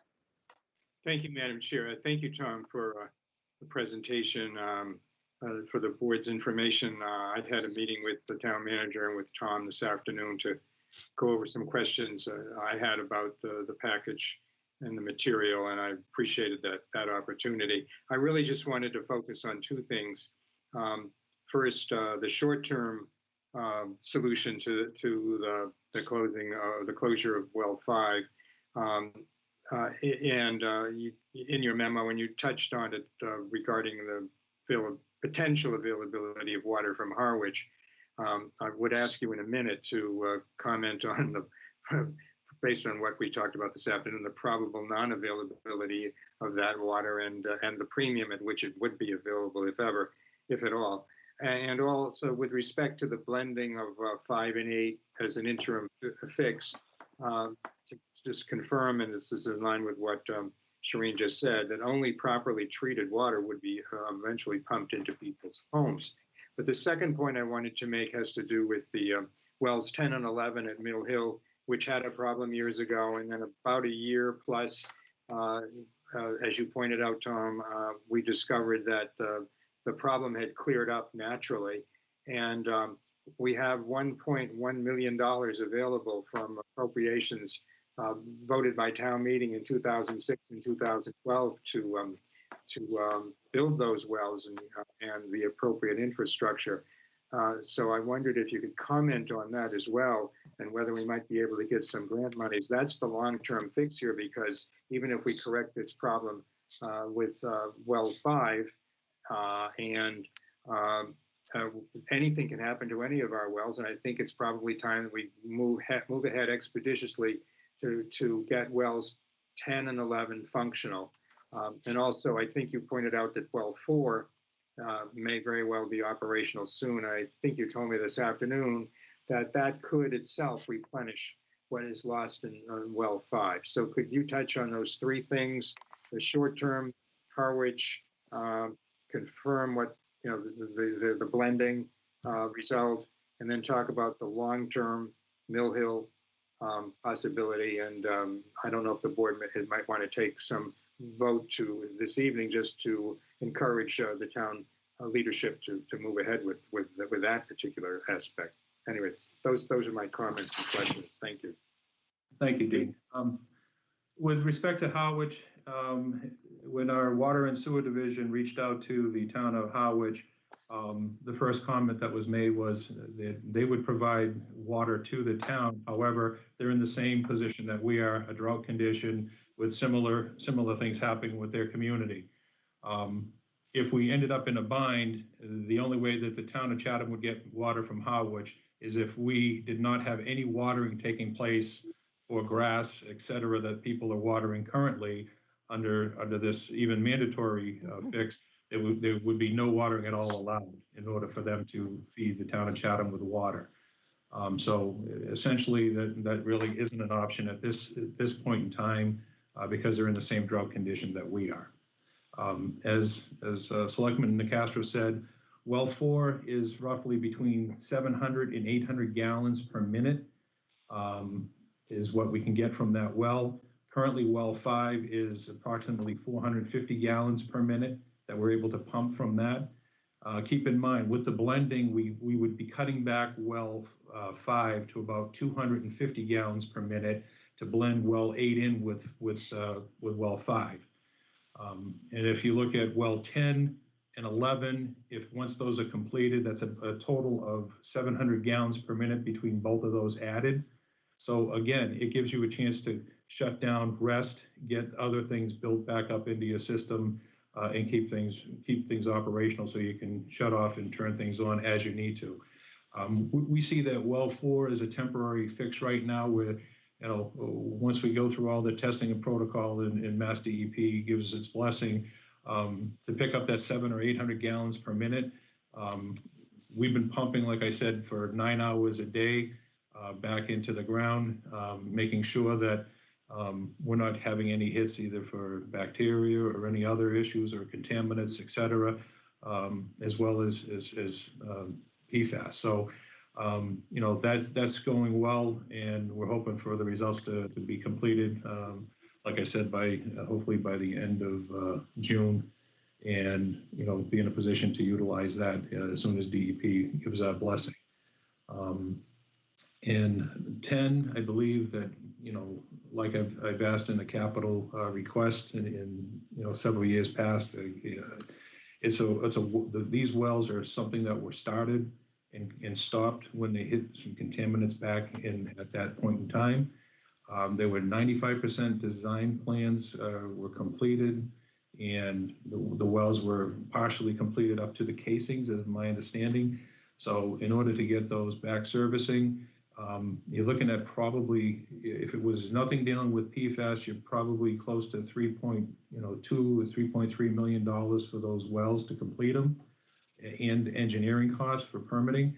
However, with high iron and manganese in some of these other wells, you need to take care of those issues. If there's any issues for 5 and 8, for instance, you have to take care of that before you can introduce taking care of the PFAS. So that in itself would probably adding close to $1 million for the cylinders that would be needed to handle for 5 and 8 if you get to that point. We're currently doing the study right now for all of our water systems, currently with the contract that we have for wells 5 and 8. And this is playing into it with them looking at the PFAS for all the different wells that we have. So, if you have any other questions with respect to wells in 10 and 11, please let me know. Okay, thank you. Thank you. Any other questions, Dean, before I move on? No, I'm good. Thank you. Okay. Peter. Yeah, thank you, Madam Chair. Excuse me, and thank you, Tom. That was it's a sobering presentation, but it's something that we need to obviously look at, not even look at, but to be aggressive about. I won't go through the details I had here before, but I agree that it makes sense to try to move ahead with 10 and 11. Blending of 5 and 8 makes sense to me. Yeah, it sounds kind of weird, but what you're doing is bringing the PFAS levels down. I'm really familiar with the carbon option that we have, and also reverse osmosis. I guess the only question I would have with something like reverse osmosis, which I'm familiar with in a small home setting, that's expensive. But I have a couple of questions, but is there a cost break out between doing what you have to do with carbon or ion modifications and reverse osmosis, or reverse osmosis on this level so expensive it's not even worth it considering? Tom, do you want me to give it Yeah, a go? That's my first one. Well, let me give you both other questions too, but I like to. I think what we'll need collectively, which you're doing, is a kind of a layout, a plan with the options and what it's going to cost, right? Obviously, and you answered one of my questions. What does it look like for 10 and 11? And that's around $3 million. And then how would you balance that? But the other part of my question goes back to the source. Yeah, we've noticed it. I've read in the paper all the problems with PFAS 6 and all of that. are we addressing, or we collectively, not just Chatham, but we, state, whatever, collectively trying to address the source of that? I don't understand. It's, you know, there's a whole bunch of things people put on the lawns. Is it had anything to do with what was happening in Barnstable? Or is it just something we're just going to have to deal with, not knowing where it's all coming from? That's the second question. Okay, thank you. Okay, Leah? Leah, could I answer the first question about treatment? Yes, please do. So And this let is me Ryan intro- Fleming. Yep. Yeah, thank you, Leah. Go ahead and introduce me. No, it's okay. So, so I'm Leah Stanton. I do a lot of water supply and treatment work in Chatham. I took over the water treatment plant as Bill Nunnery left. So Ryan Fleming is a treatment expert, and he also helped with the hydraulic analysis that we just finished for you. We looked at water supply availability in town and as well as water demand use. So I asked Ryan to join me because he has a really good handle of your system. So go ahead and speak, Ryan, to the treatment costs and Yes. different types. Thank you. And Mr. Vice Chair, your question is spot on about the fact that, in fact, if it almost seems like you subscribe to the AWWA journal, because there is an article in last month's edition that talks about low pressure RO, LPRO, as the preferable option in it's down south. It's in the Cape Fear, South Carolina region, but LPRO, low pressure reverse osmosis, was the preferable option in terms of cost because you can treat a side stream. You don't have to treat all of the water. You're basically removing 100% of the ions in the water. So you have to actually only treat a certain portion. It's almost like the blending option that we talked about a minute ago, but you're actually taking and blending the same well that's got the contaminants, and you're treating 60 or 70% or whatever the percentage is to bring everything down below that level, and then blending, letting some of it bypass. So you can actually save on footprint and space. The issue with that becomes waste discharges. So you have a brine residual or brine waste discharge, and that's why GAC becomes a preferable option when you don't have sewers or you don't have NIPD's permits, because that's a cradle to grave option. And the GAC basically absorbs these contaminants, and you have the same option to do what I described a minute ago with the split stream, but you can also treat all of the flow, and it's going to absorb just the organic compounds as well as the PFAS compounds. Again, all of these things are subject to iron and manganese removal ahead of them because they are subject to fouling, meaning the iron and manganese, because they're so much larger in terms of their periodic table and where they sit on the elemental table, they do foul these treatment processes. Hopefully that wasn't too techy. I'm looking at Leah's face and it seems like it's okay, but it was actually one of the options that was considered. So you're absolutely right. I think in your particular case, because you're an unsewered region and it's difficult to discharge the waste, the cradle to grave options typically come out as the preferable treatment alternative. Yeah, thank you. Yeah, and it just dawned on me, you know, the waste that was associated with, you know, a housing or a housing development is a lot different than this, and even that was a problem. And we had special places we had to put the waste from reverse osmosis, but boy, does it give you good water. Anyway, Peter, absolutely right. Yeah.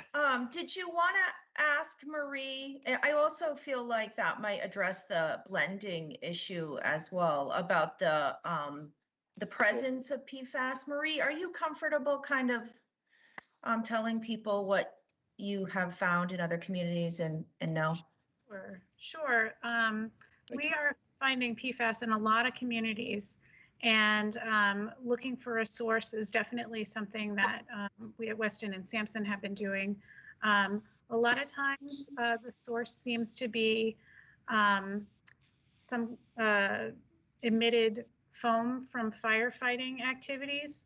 So we do seem to find it around fire stations where they may not even be doing firefighting activities at the station, but they will clean out their hoses and that sort of thing at the station, and they were just kind of letting it flush out at the station. That seems to be a primary place where we're finding it. However, it is in the background. It's in so many commercial products. that we're finding low levels of it kind of everywhere. It's at 5 parts per trillion in precipitation in Massachusetts. It's, you know, it's kind of everywhere. I live in Stowe, Massachusetts, which is a community that's been affected by PFAS. We all have private wells, and there's a location in the center of town that is the source was the fire station, and then there's another area kind of at the Stowe-Hudson line that was the fire training area. The Massachusetts Fire Academy is right there. And, but we're also finding it in wells pretty far away from both of those source areas. And some of that is kind of redistribution, right? So you have a well that pulls water up from, the deeper aquifer. It has some PFAS in it, and then it goes through your septic system, and then that PFAS ends up in the lower, in the shallower aquifer, and kind of gets distributed around because PFAS doesn't break down, kind of gets everywhere. And so we are finding it in background. There was a article in the Globe, which was backed up from some data from Mass DEP, where they're spraying the pesticide Anvil aerially, and that has PFAS in it. It's kind of, if there's a big source of it, then like say the Firefighting Academy in Stowe, then you try to clean up at the source. But where it's multiple sources and you're not really sure where it's coming from, you have to do a little bit of detective work, and you may or may not figure out where exactly it's coming from. So we had a dry cleaning laundry factory in this town called Acme Laundry that was to the north and east, but not in close proximity, obviously. This looks like wooded area. It's all surrounded by ponds and things, but that had an environmental cleanup years ago on site. Mm-hmm. However, it did have flow into, all kinds of waterways in that area as well. Right. I don't know if those kind of chemicals that were used contain that contaminant or not, but I guess sourcing, if it's immediate, to be able to clean it up is great, but to go seek and find it, where it's coming from, is not where we're at right now. We obviously have to deal with what we're dealing with at this point, which is to get the water cleaned up as much as we can. Yep. But I think we should be thinking about, is there a problem somewhere at some point? Jeff, your hand's raised. Yeah, thank you, Madam Chair. I've got I guess a bunch of comments or questions or whatever, and just bear with me, I guess. Mm-hmm. With well 5 coming offline, and pending a plan to remediate, it just puts more push on our effort to save water in the town with that well coming offline. So I think it behooves us to keep conservation kind of as an agenda item, Madam Chair, if I might, mm-hmm. or kind of going forward. And then also, in my mind, gives a push to your notion of having, more of a recycling type effort on how we're dealing with water in the town. It's again, I said it before, I'll say it again, it's arguably our most precious commodity, other than our salt water, perhaps. I had some technical questions, and you're gonna have to bear with me. I apologize in advance, Tom and company, but I'm looking at that grid that was on page 2. Yeah, I can answer that, Jeff. On the with respect to the dates on there, when those charts were filled out in comparison with the public education, just want to let you know that the at the top of the one in my agenda report where it says April 2021 parts per trillion, that was the sampling date of, it was really April 21st. And that May date was when we got the results back, but that date should have been the sampling.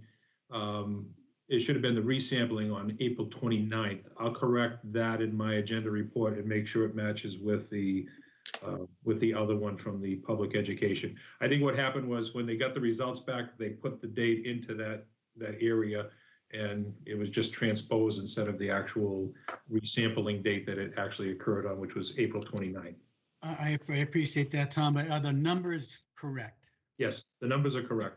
Right, so in the South Chatham wells, 1, 2, and 3, and our well, I call them Morton Road wells, but there's no detection of PFAS at all, right? Right. Not detectable. Okay.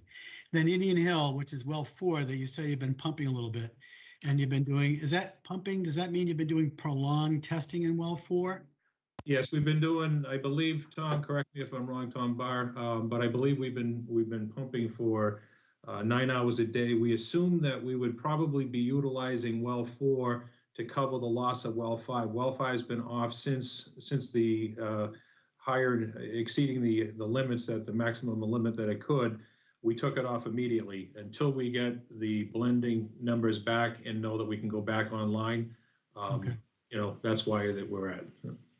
I'm going to bounce around a little bit. I apologize, but do the drought conditions exacerbate this, or this is just in the well, in the water itself, without drought condition?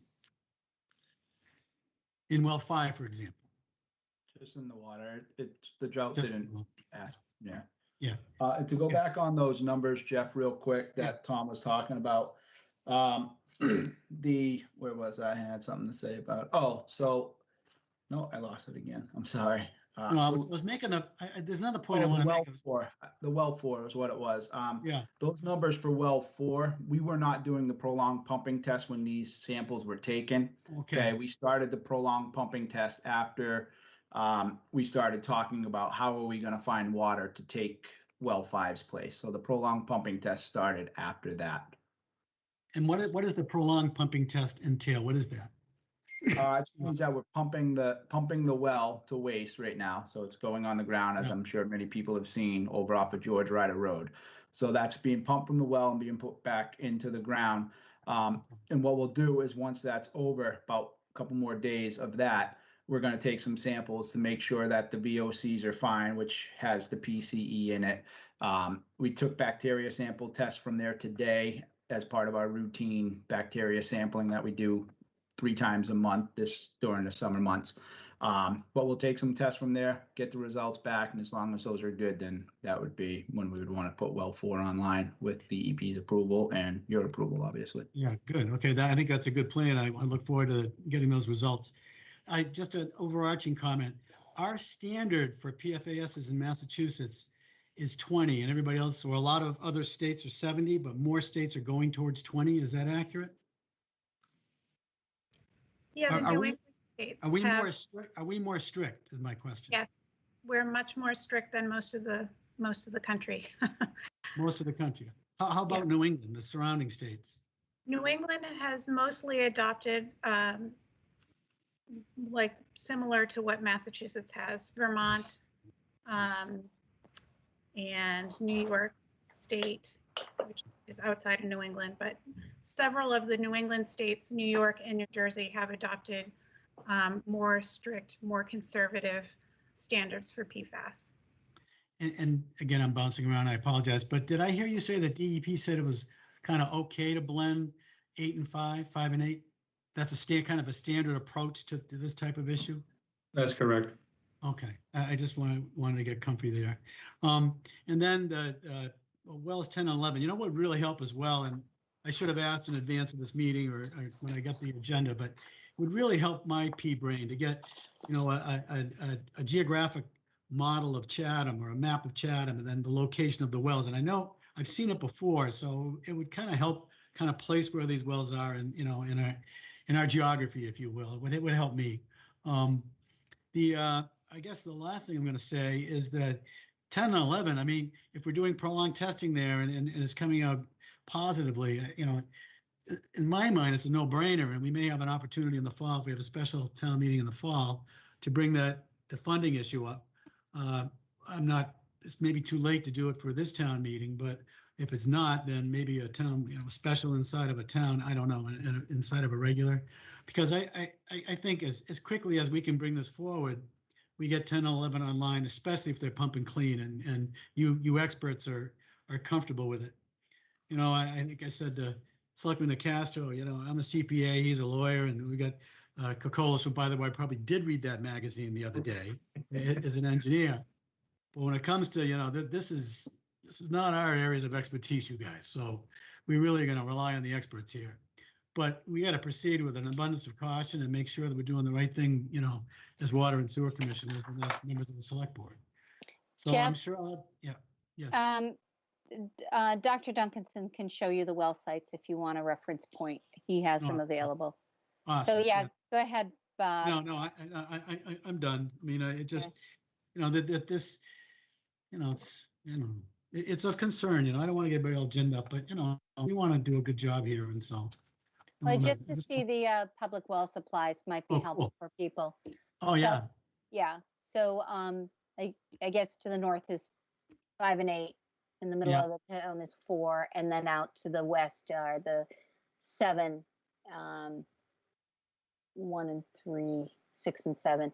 And 10 and 11 are up by Mill Pond. Right. And by the town forest, almost to the edge of the edge of town. Is that off Mill Hill? Yes. And it's next to the kind of Harwich as conservation land, right opposite. Yeah. I think. Yeah. Yeah. Yeah, So, okay. All right. Yeah, thank you. That's very helpful. Thank you. Thanks, Bob. Thanks for popping that up for everybody. Thank you. Corey's been really patient. Yeah. Corey? Thank you. I'm gonna ask more of a layman's question. So, Tom, you made a reference of, I think you used the term like water bottle level or something. And the question is, from where we are now to what would lead us to that level. I'm hoping we have quite a little bit of elbow room before we were to get there. I think we're not close to that. So, question one is, what would lead us to get to that level? And if we were to hit that level, what exactly does that mean for the town? Well, first and foremost, I think someone mentioned it earlier that as part of this, there's grant money that's available from Mass DEP if we ever had to get to that point for the bottled water. I think they have a couple of grants that they do each part of the year. However, with one well down, if all the other wells stay where they are, we should have enough to, if we implement and make sure that people aren't abusing the water. And we just went through this with the Board of Selectmen, getting a mandatory in place. I think we start enforcing it. We start, putting the tags on the door and letting people know that we have issues with them, taking our treated water and putting it back in the ground instead of using it for their intake and cleanliness. So I think, I don't think we're at that point right now. If we had a couple wells that we were going to be losing and down and out, I would say, yeah, we're in serious trouble. But if we continue the pumping that we're at right now, and we're pumping 16 to 18 hours, we're 40% higher right now at the end of May than we were the previous May. That's a lot of water being used, and it was dry. I get that. But, now that we have this enforcement in place, I think the water department, along with the, DPW starts, putting out the tickets on the door hanging and letting them know that, people are watching, you need to cut back on your watering at the appropriate time. So other than that, Tom, if you want to add anything with respect to the wells, I mean, the biggest thing is when you get that close to the screens, when you start drawing down and you're pumping 18, 19 hours and you've got shallow wells, you got to worry about, coming too close to those screens and, getting bacteria hits, and then you lose another well for other reasons. So, we need to make sure that we get all wells up and operational that we can currently and get through this summer. And like you said, I think we get wells 10 and 11 on board, so we don't have to go through this again next year if we have any other issues. So, Tom, if you want to add anything to that. No, I mean, I think you nailed it. Redundancy is the answer. We need as many sources as possible to help in case there is a catastrophe of some sort. A motor blows because it's overheated over the summer, which we did have an issue at well 3 this past summer. But luckily, we had everybody else on board, well 5 and everyone else at the time. We were able to get the motor up and running within 24 hours, so we avoided any major issue of anything being down. But there's always situations that are out of our control, especially during the summer months when the power grid is just being overly used. And we need to try to conserve the water as well as maybe try to conserve some of that power that's being used to help these wells. So the redundancy of having 10 and 11, having well 4 would just help us a lot.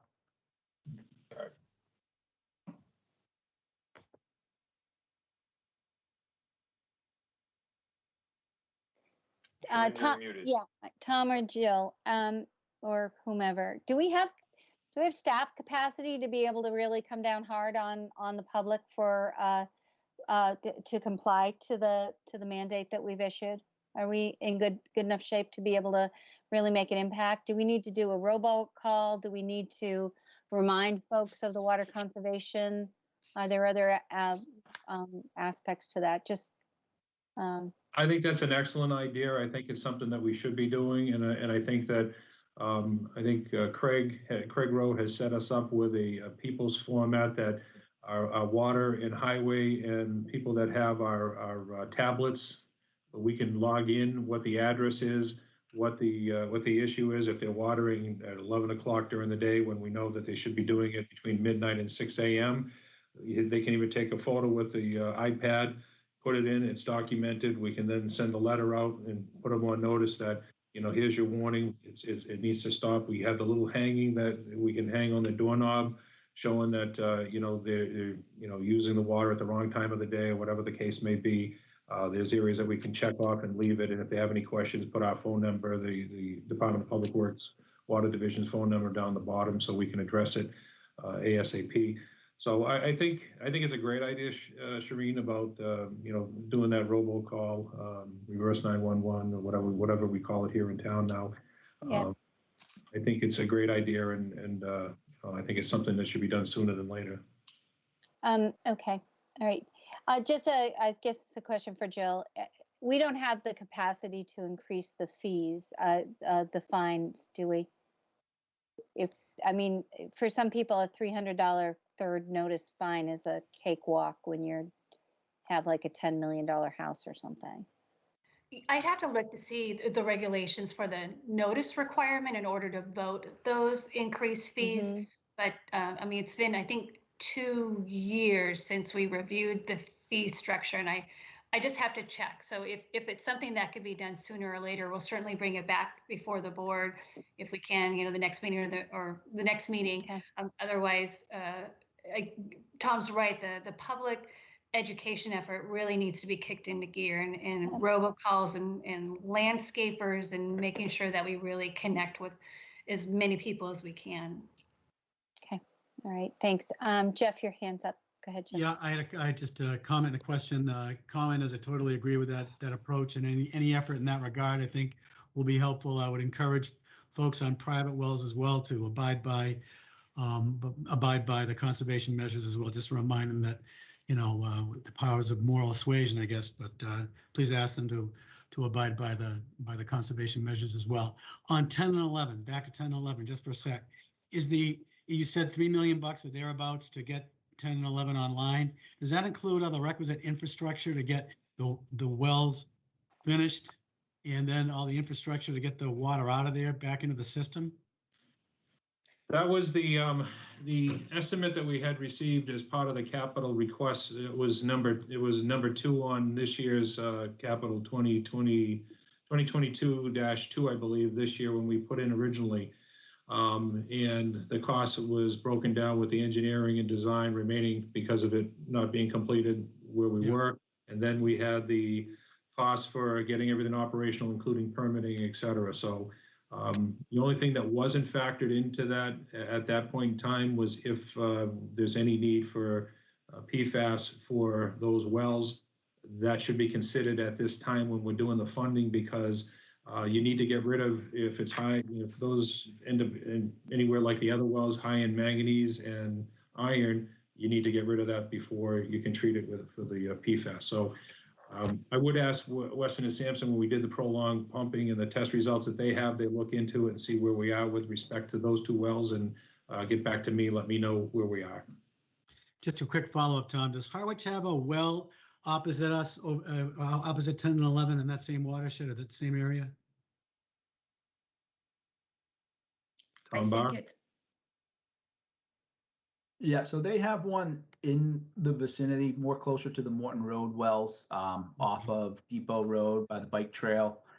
So that would be close, but outside on that farther end, I don't think they have a watershed that close. Thanks. And Tom, 10 and 11 were tested for PFAS. Because they were a new source and required new source approval, that was a requirement of the testing of those wells from the state. And they were non-detect for PFAS.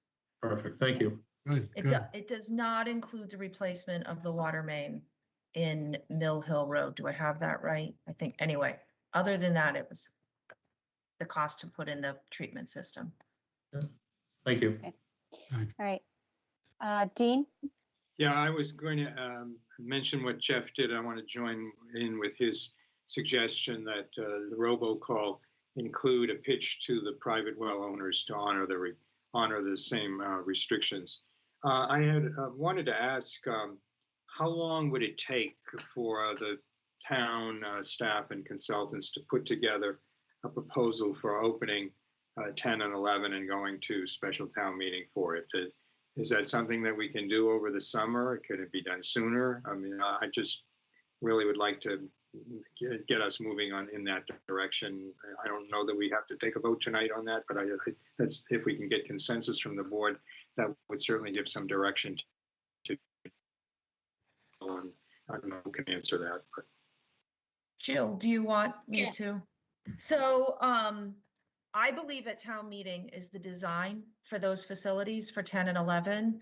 So if you can get the capital funded at town meeting, I do not think that is going to be a huge loss of time. It's better than next year's town meeting, which is, I think, what we had laid out. Okay. So we could have something for us, like, let's say a September town meeting to fund it, or do you want it funded sooner? Ryan, were you going to add to that? Because we have a million, we have 1.1 already in the kitty that's been authorized, so maybe we could tap into that for whatever design work you're talking about, Leah. I just want on sorry, Mr. Nicastro, I just wanted to add one thing, that 10 and 11 are non-detect now, but you have a barrier where if you pump those hard enough for a long enough time and you stop pumping the other ones, whatever the source is, we don't know what it is. And I agree that the chair, I believe, Mrs. Davis said, we don't want to go looking for that right now because that might be a fool's errand. But I just want to be sure that everybody understands that eventually it will show up. Huh. Right? If the source is there, if it's somewhere, when you suck on the straw, no matter where you are drawing the water from, it will migrate there unless you draw from the same straw that it's already at. Is that an indication that we should not be pursuing 10 and 11? No, I just don't want 10 years from now for you to feel that there was something that we did in like without some knowledge ahead of time. I wanted it on the record that whatever the source is, it will migrate eventually. That is all. I apologize. Ryan, You're probably Ryan black clouded you. I almost did it when Corey asked the question about what is going to get us to bottled water, right? So it is groundwater. It's moving through the Cape. The aquifer is moving through the Cape. Everyone pulls on it differently in different amounts. It moves it. Things move around. So we've actually used barrier wells before, Leah, where rather than let it get to 10 and 11, you might actually use so in a Connecticut example, we have 6 wells in a similar well field, and there's one well that has carbon that always is drawing from a Eldridge plume, and it actually is combined because they figure why pump and treat for nothing, so they actually combine it with the other wells, and that is the well that protects the 4 others. So I'm not saying that that's the solution here, but at some point you want to consolidate, and so that you're not spreading the plume, but you can actually, I don't think pump and treat is the answer. I think you should use the water. I think the idea is that eventually you want to blend and use the water, but and again, Leah, at some point, just, I'm looking for visual cues. I think that's that's a fair example. It's probably not going to migrate to 10 and 11 because by the time the town comes to it, 4 and 5 are probably going to have some sort of treatment, or there's going to be some sort of migration pattern that's understood better. So I guess I'm just trying to understand as a layperson whether it makes sense to push ahead with 10 and 11, not just because of this issue with PFAS, but because we are always experiencing a problem with one or more of our wells. Does it not make sense to have 2 more wells operational? That's where I'm coming from.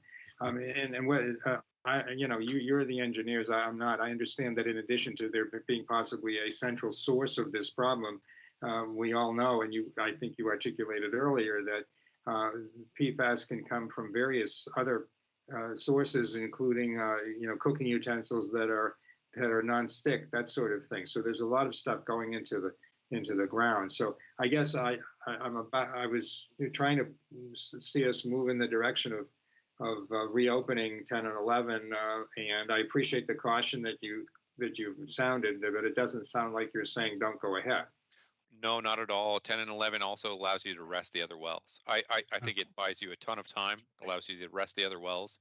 10 and 11, I believe, unless I was doing the study wrong, hydraulically certainly buys you a lot of capacity in terms of being able to balance sources. I was just adding a measure. Now, of do we have caution to is all. do some step? I have a bad connection here. Do we have to do some separate engineering to come up with? I think you referred to the barrier type well. No, Not at the no, time. not at all. I think Okay. that what you said is exactly correct. That 10 and Okay. 11 are a prudent thing to do, and that they give you redundant capacity. I was only adding that if you pump them for 10, I didn't want to have the idea that you can shut 2 wells off. These PFAS chemicals migrate rapidly Okay. compared to PCE and some of the things that you're accustomed to seeing from the dry cleaners. So it could be. I just didn't want you to run 10 and 11 and think that 4 and 5 are no longer a part of the equation. Sorry. So, David, go ahead. thank you very much. So my last question, Shireen, is the next step or the first step to be taken if we want to proceed with reopening 10 and 11, some design funding? Do we need a vote to authorize the town manager to expend from that 1.1 million that's been appropriated already in prior town meetings? I mean, is there something we should be doing tonight? That's really what I'm getting at. Jill, are you comfortable with a consensus to move forward, or do you think we need to vote on this?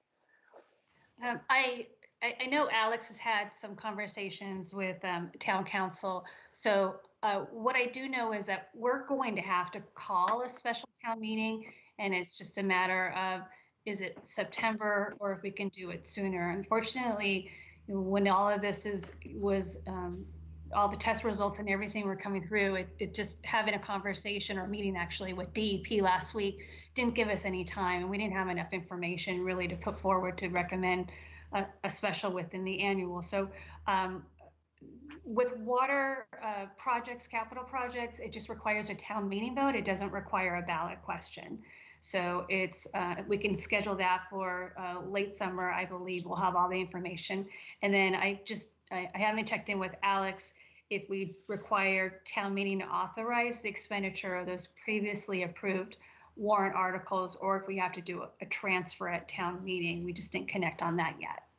Yeah, I would just ask that you take a look at that 1.1. I see Alex has her hand up. Maybe she can offer some comment on it.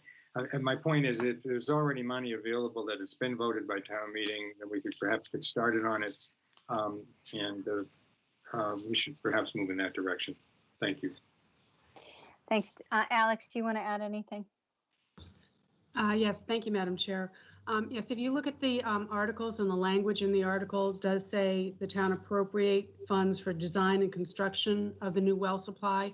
So that would not require a town meeting vote or a vote of the board right now to expend those funds for that purpose. Great. That's good news. Okay. Peter. Yeah, thank you, Madam Chair. I'll be quick. Okay. It's just I think that that the staff and the engineers and the water guy people did an excellent job. We got a detailed technical understanding of where we need to go. I think Selectman Castro made a good point, like a board member. Castro made a good point about, does that mean we continue with 10 and 11? I view this as a short-term and long-term problem. Short-term problem, first of all, is to get our water, so that we meet PFAS and what's PFAS 6 requirements, or limit those requirements. And that's basically, in my opinion, move ahead quickly with 10 and 11, do the blending on 5 and 8. And then we move ahead at 10, 11, and I'm back to my original point. Long term, and I think Ryan mentioned it, 10 years from now, we don't want, he says things can migrate. And I agree with him. All kinds of things are going to happen. We can pull from Harwich, and all of a sudden, a few years from now, Harwich may have it. Who knows? Yeah. But the point is, there's a greater unknown there, and that's a collective Cape problem in my mind that has to be addressed, and that's going to require a certain amount of, I always use this word, systems approach. I'm sorry, I come from aero background, but that's what it's going to take to try to mitigate this problem, because it's not going to go away. And I would assume that other states, even if they are higher right now, will probably be following in a while, because this is nasty stuff. That's going to be around, but it's at a level. Well, I don't want to minimize the problem, but it's at a level as we can manage it. At least the way I view it. Anyway, you're 100% correct. you. The regulation might also evolve. In addition to the migration of the plume itself, the regulations might migrate as well. Yeah, good point. Okay. All right. If there's no further comments from the board, I'm going to ask if the public would like to ask any questions at this time, or make a comment. I'm not seeing anything right now. So that pretty much tells me that we've had a pretty informative meeting. There'll probably be tons of questions down the road as we move forward with process. Anything else we need, any follow-up? Tom Barr. Yeah, so I think one thing that we kind of glossed over a little bit was well 4. Are we not interested in looking into that as far as a redundant source for this upcoming summer? We talked a lot about the blending at 5 and 8, and then trying to fast track 10 and 11. Are we kind of putting well 4 on the back burner? What are our thoughts there? Okay, everybody's got their hands up. Dean, then Peter. No, I would continue to go ahead with the well 4 as well. I mentioned that to Tom this afternoon, Tom and Jill. I would keep all systems go. So, okay. Thank you. Peter, and then Elaine Gibbs. Yeah, I agree. I should have said 4 in my last discussion point. Thanks. Agreed. Elaine? Yes, thank you, Madam Chair. I may have missed it, but do we know an approximate ballpark number that you would be looking for at the special town meeting in September for that work, and what these remediations and fixes are going to cost over the next 3 or 4 years? Tom, did you give us a soft number on that, Tom Temple, in your presentation? Yes, I did. Okay. I said you probably, without without PFAS involved, it was probably close to 3.2 million. We've got, I think it was 1.2 million already earmarked. So we would need that delta difference, so. Okay. All right, any follow-up, Elaine? So that wouldn't, but that's excluding the PFAS? Yeah, there was no signs or no detection in wells 10 and 11 after the prolonged pumping that we performed the last couple of years, 2 years ago now. But Tom, we need treatment at 4. We need chemical treatment at 4. Yeah, and that we're covering with the operating costs currently, so that's not an issue. I spoke to Jill about that, and we have enough to cover that. The KOH as well as the fluorine that's needed for well 6. For well 4 moving forward. Okay. So in the next 3 to 4 years, you're not seeing any more than the 3.2, including what we have in reserve? For wells 10 and 11, that's correct. But the 4 and 8, I mean, I don't know if I have the number 5 and 8. 5 and 8 right now. We just finished our study on the water quality in that area, where we've had higher hits on the manganese and iron, which will most likely lead to chemical feed building for 5 and 8 down the road. And we'll also have to take care of PFAS because of the upper level of the PFAS that's found in well 5. So there would be probably increase in net cost as well for 5 and 8. Well, we don't know those numbers. I'm just trying to get a handle on if we're talking 3 million over the next 3 or 4 years or 7 million.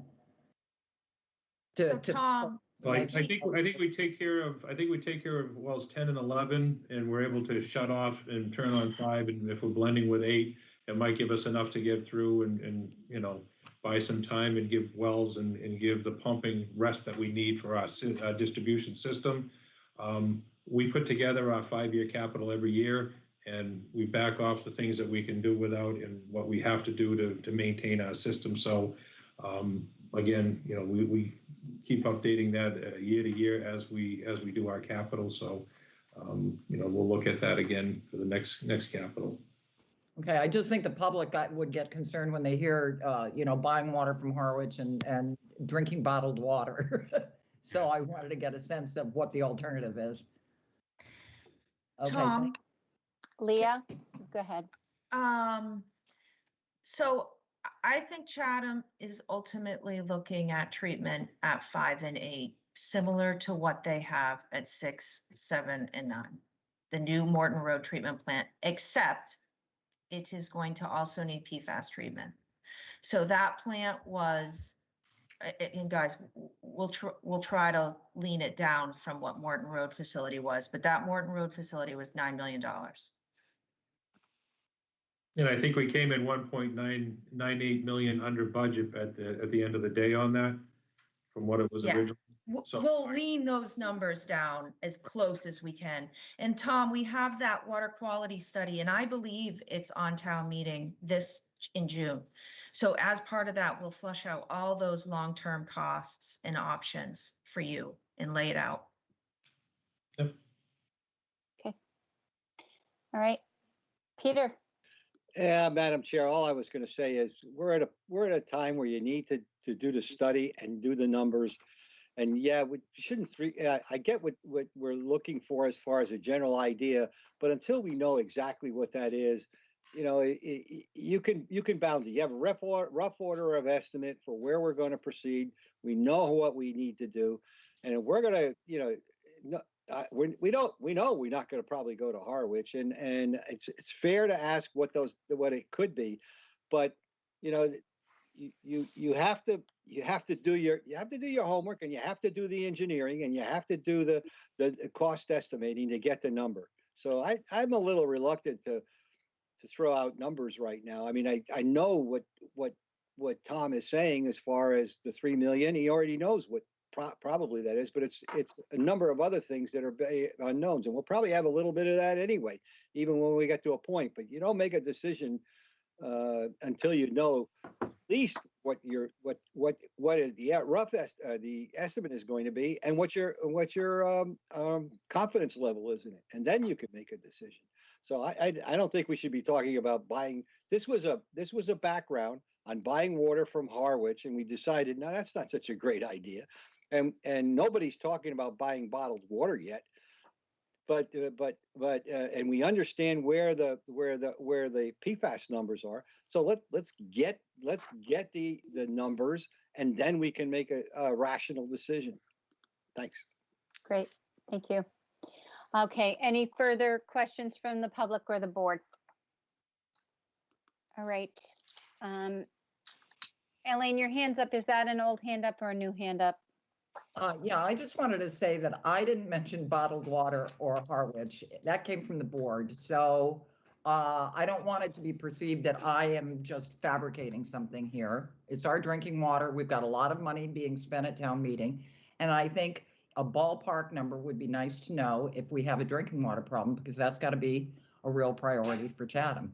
That's all I was saying. Thank you. Thank you. All right, any further from the board? All right, well, I thank you to the team that came tonight to give us all this really good information, and we'll move forward with the recommended plan as the board discussed. And we'll probably get more information coming back to us very soon, I hope. Right? Thank you, Madam Chair and Select Board. Yeah, well, thank you to all of you for the work you've done so far. Okay. Thank you. All right, have a good evening. All right, so our next item, business agenda item is consider social media policy. This is our first review of social media policy. As you know, the town is not formally on any social media. We do have some, I believe the police and fire might be on some social media. But Jill, you want to give us an overview?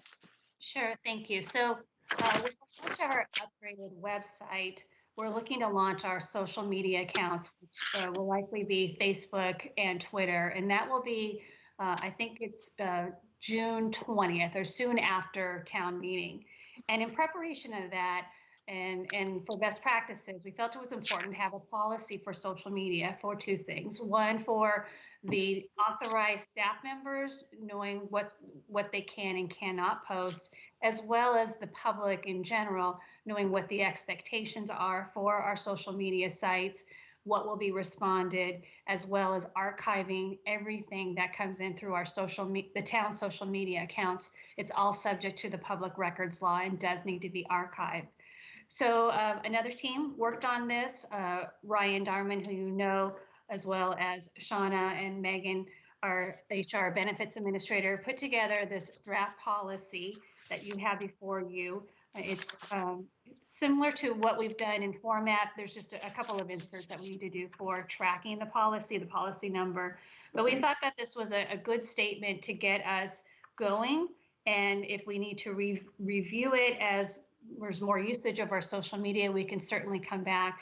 But this is basically a compilation of what most towns are doing for their social media, and also noting in particular moderation of third-party content and guidelines for public posting. And then most important are the public records retention, so that people have an expectation that, or to know that everything they post will be retained. It gets a little bit into the code of conduct of what we feel is relevant. Again, none of this is new information. We gleaned a lot from existing social media policies that towns have implemented in the past. So as Shauna wrote the cover letter, if you have any questions for her, she'll be happy to answer them on behalf of her and Ryan. Thank you. I have a question, and it's about the mission statement, Shauna, just the purpose of it. It says the town of Chatham embraces social media as a communication tool to effectively and efficiently inform, educate, and engage with the public. Was there any consideration given to just the simple idea of efficiently inform and educate, but not have public comment? Simply for the fact oftentimes you just see social media posts just go down slippery slopes of into the dregs of the basement in how they start to go. That's number one. Number two is who will be the manager of having to continually communicate back and forth, understanding that social media takes a lot of management time. Those are my thoughts. I find it to be a good information tool, not necessarily an engagement tool per se. But any thoughts? What was the consideration on that? Sure.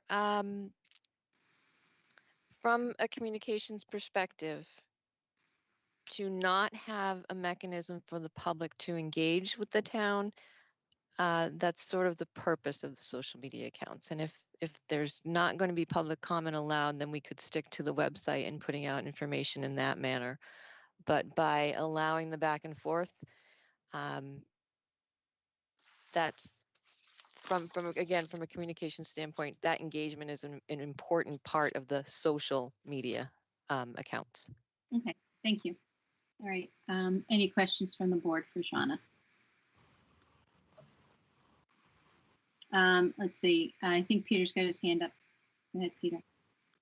Yeah, thank you, Madam Chair. It has to do with, guidelines for the public to post or other people to post. And you have a listing of all the things that know about certain stuff.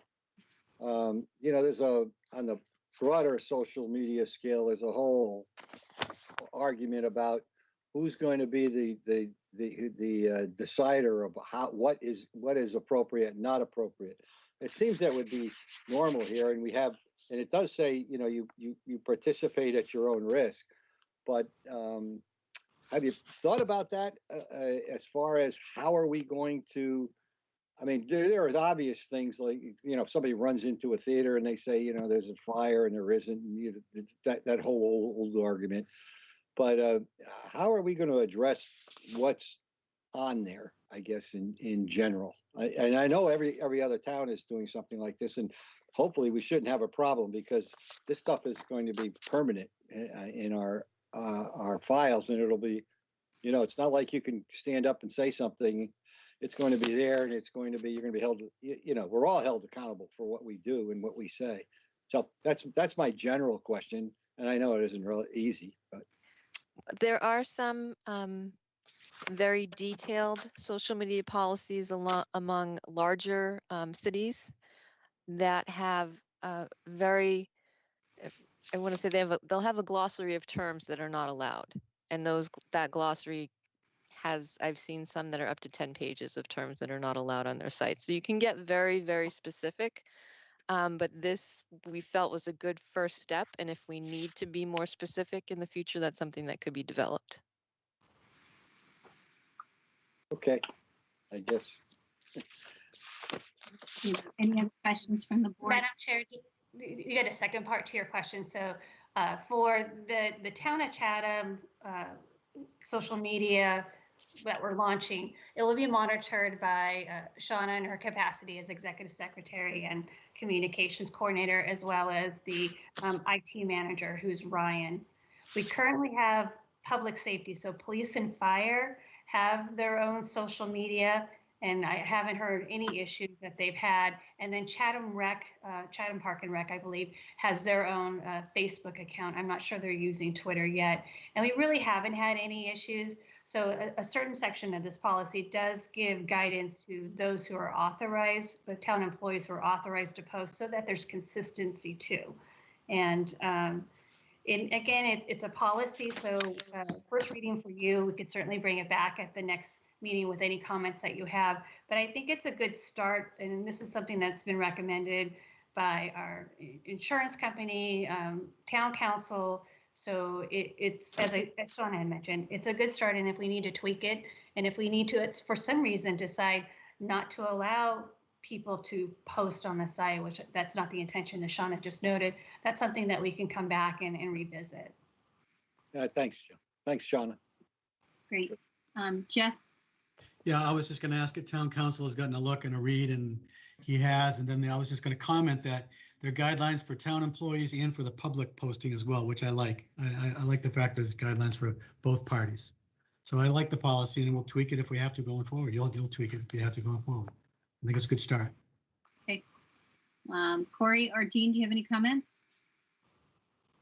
Dean, you're muted.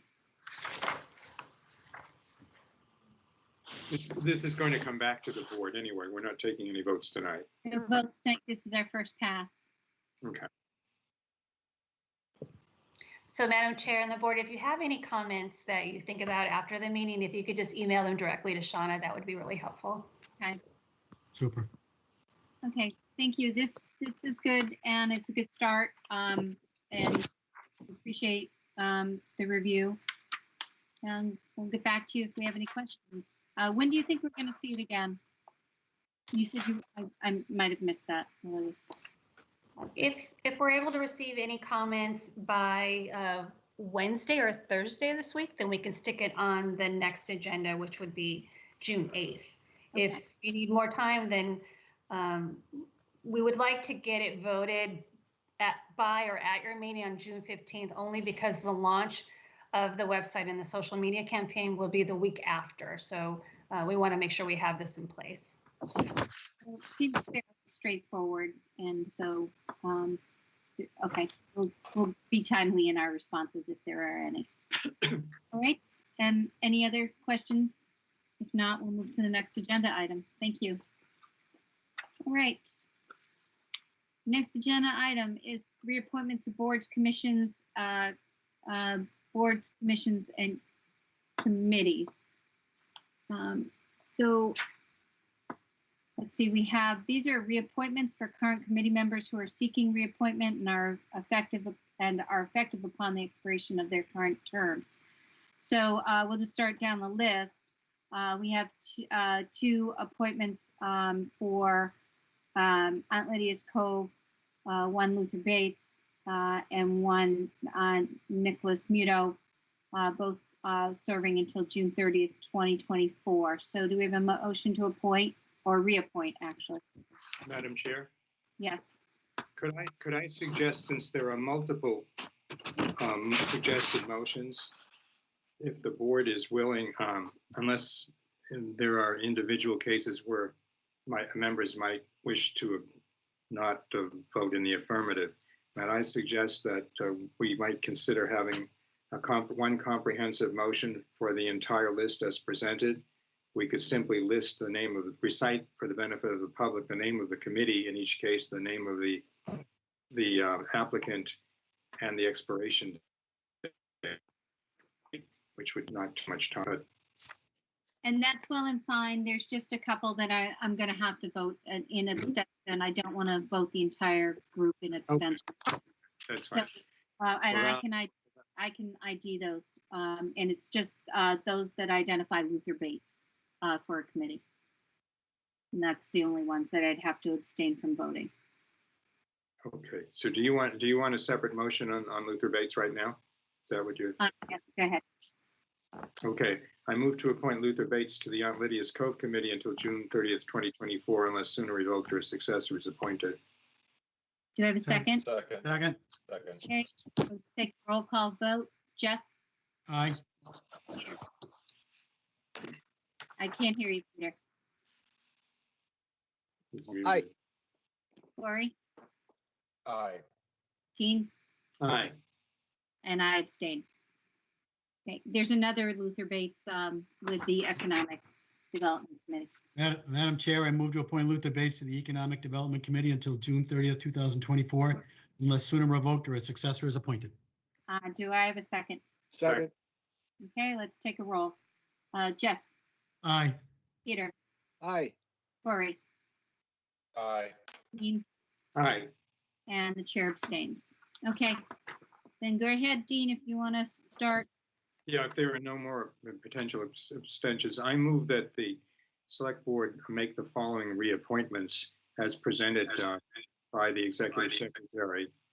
For the Aunt Lydia's Cove Committee, Nicholas Muto, and June 30th, 2024. Bikeways Committee, John O'Toole, June 30th, 2024.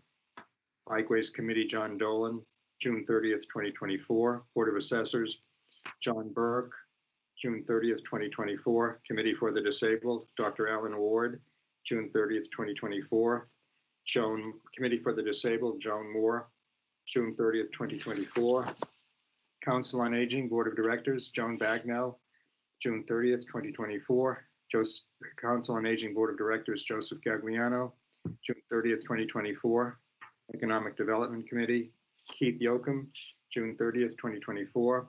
Economic Development Committee, Stephen Buckley, June 30th, 2024. Energy Committee, Robert Wirtschafter, June 30th, 2024. Energy Committee, John Scott, June 30th, 2024. Golf Advisory Committee, Stephen Kuzma, June 30th, 2024. Human Services Committee, Kathleen C.C. Moats, June 30th, 2024. And Independence Day Parade Committee, Paul Stuka, June 30th, 2024. Thank you, Dean. Do we have a second? Second. Okay, let's take a vote. Jeff? Aye. Dean? Aye. Laura? Aye. Peter? Aye. Chair says aye. Right. Great. Motion to adjourn. So moved. Second. Second. Okay, let's take a vote. Dean, Aye. Jeff, Aye. Corey, Aye. Peter. Aye. Chair says aye. All right, this was a good meeting. Lots to think about on the water side, as well as the social media. Thank you, Jill and staff and those who participated in the meeting tonight. Appreciated your time. Good night, Chatham. Enjoy the rest of the evening, June 1st. Take care. Thank you. Good night, everybody.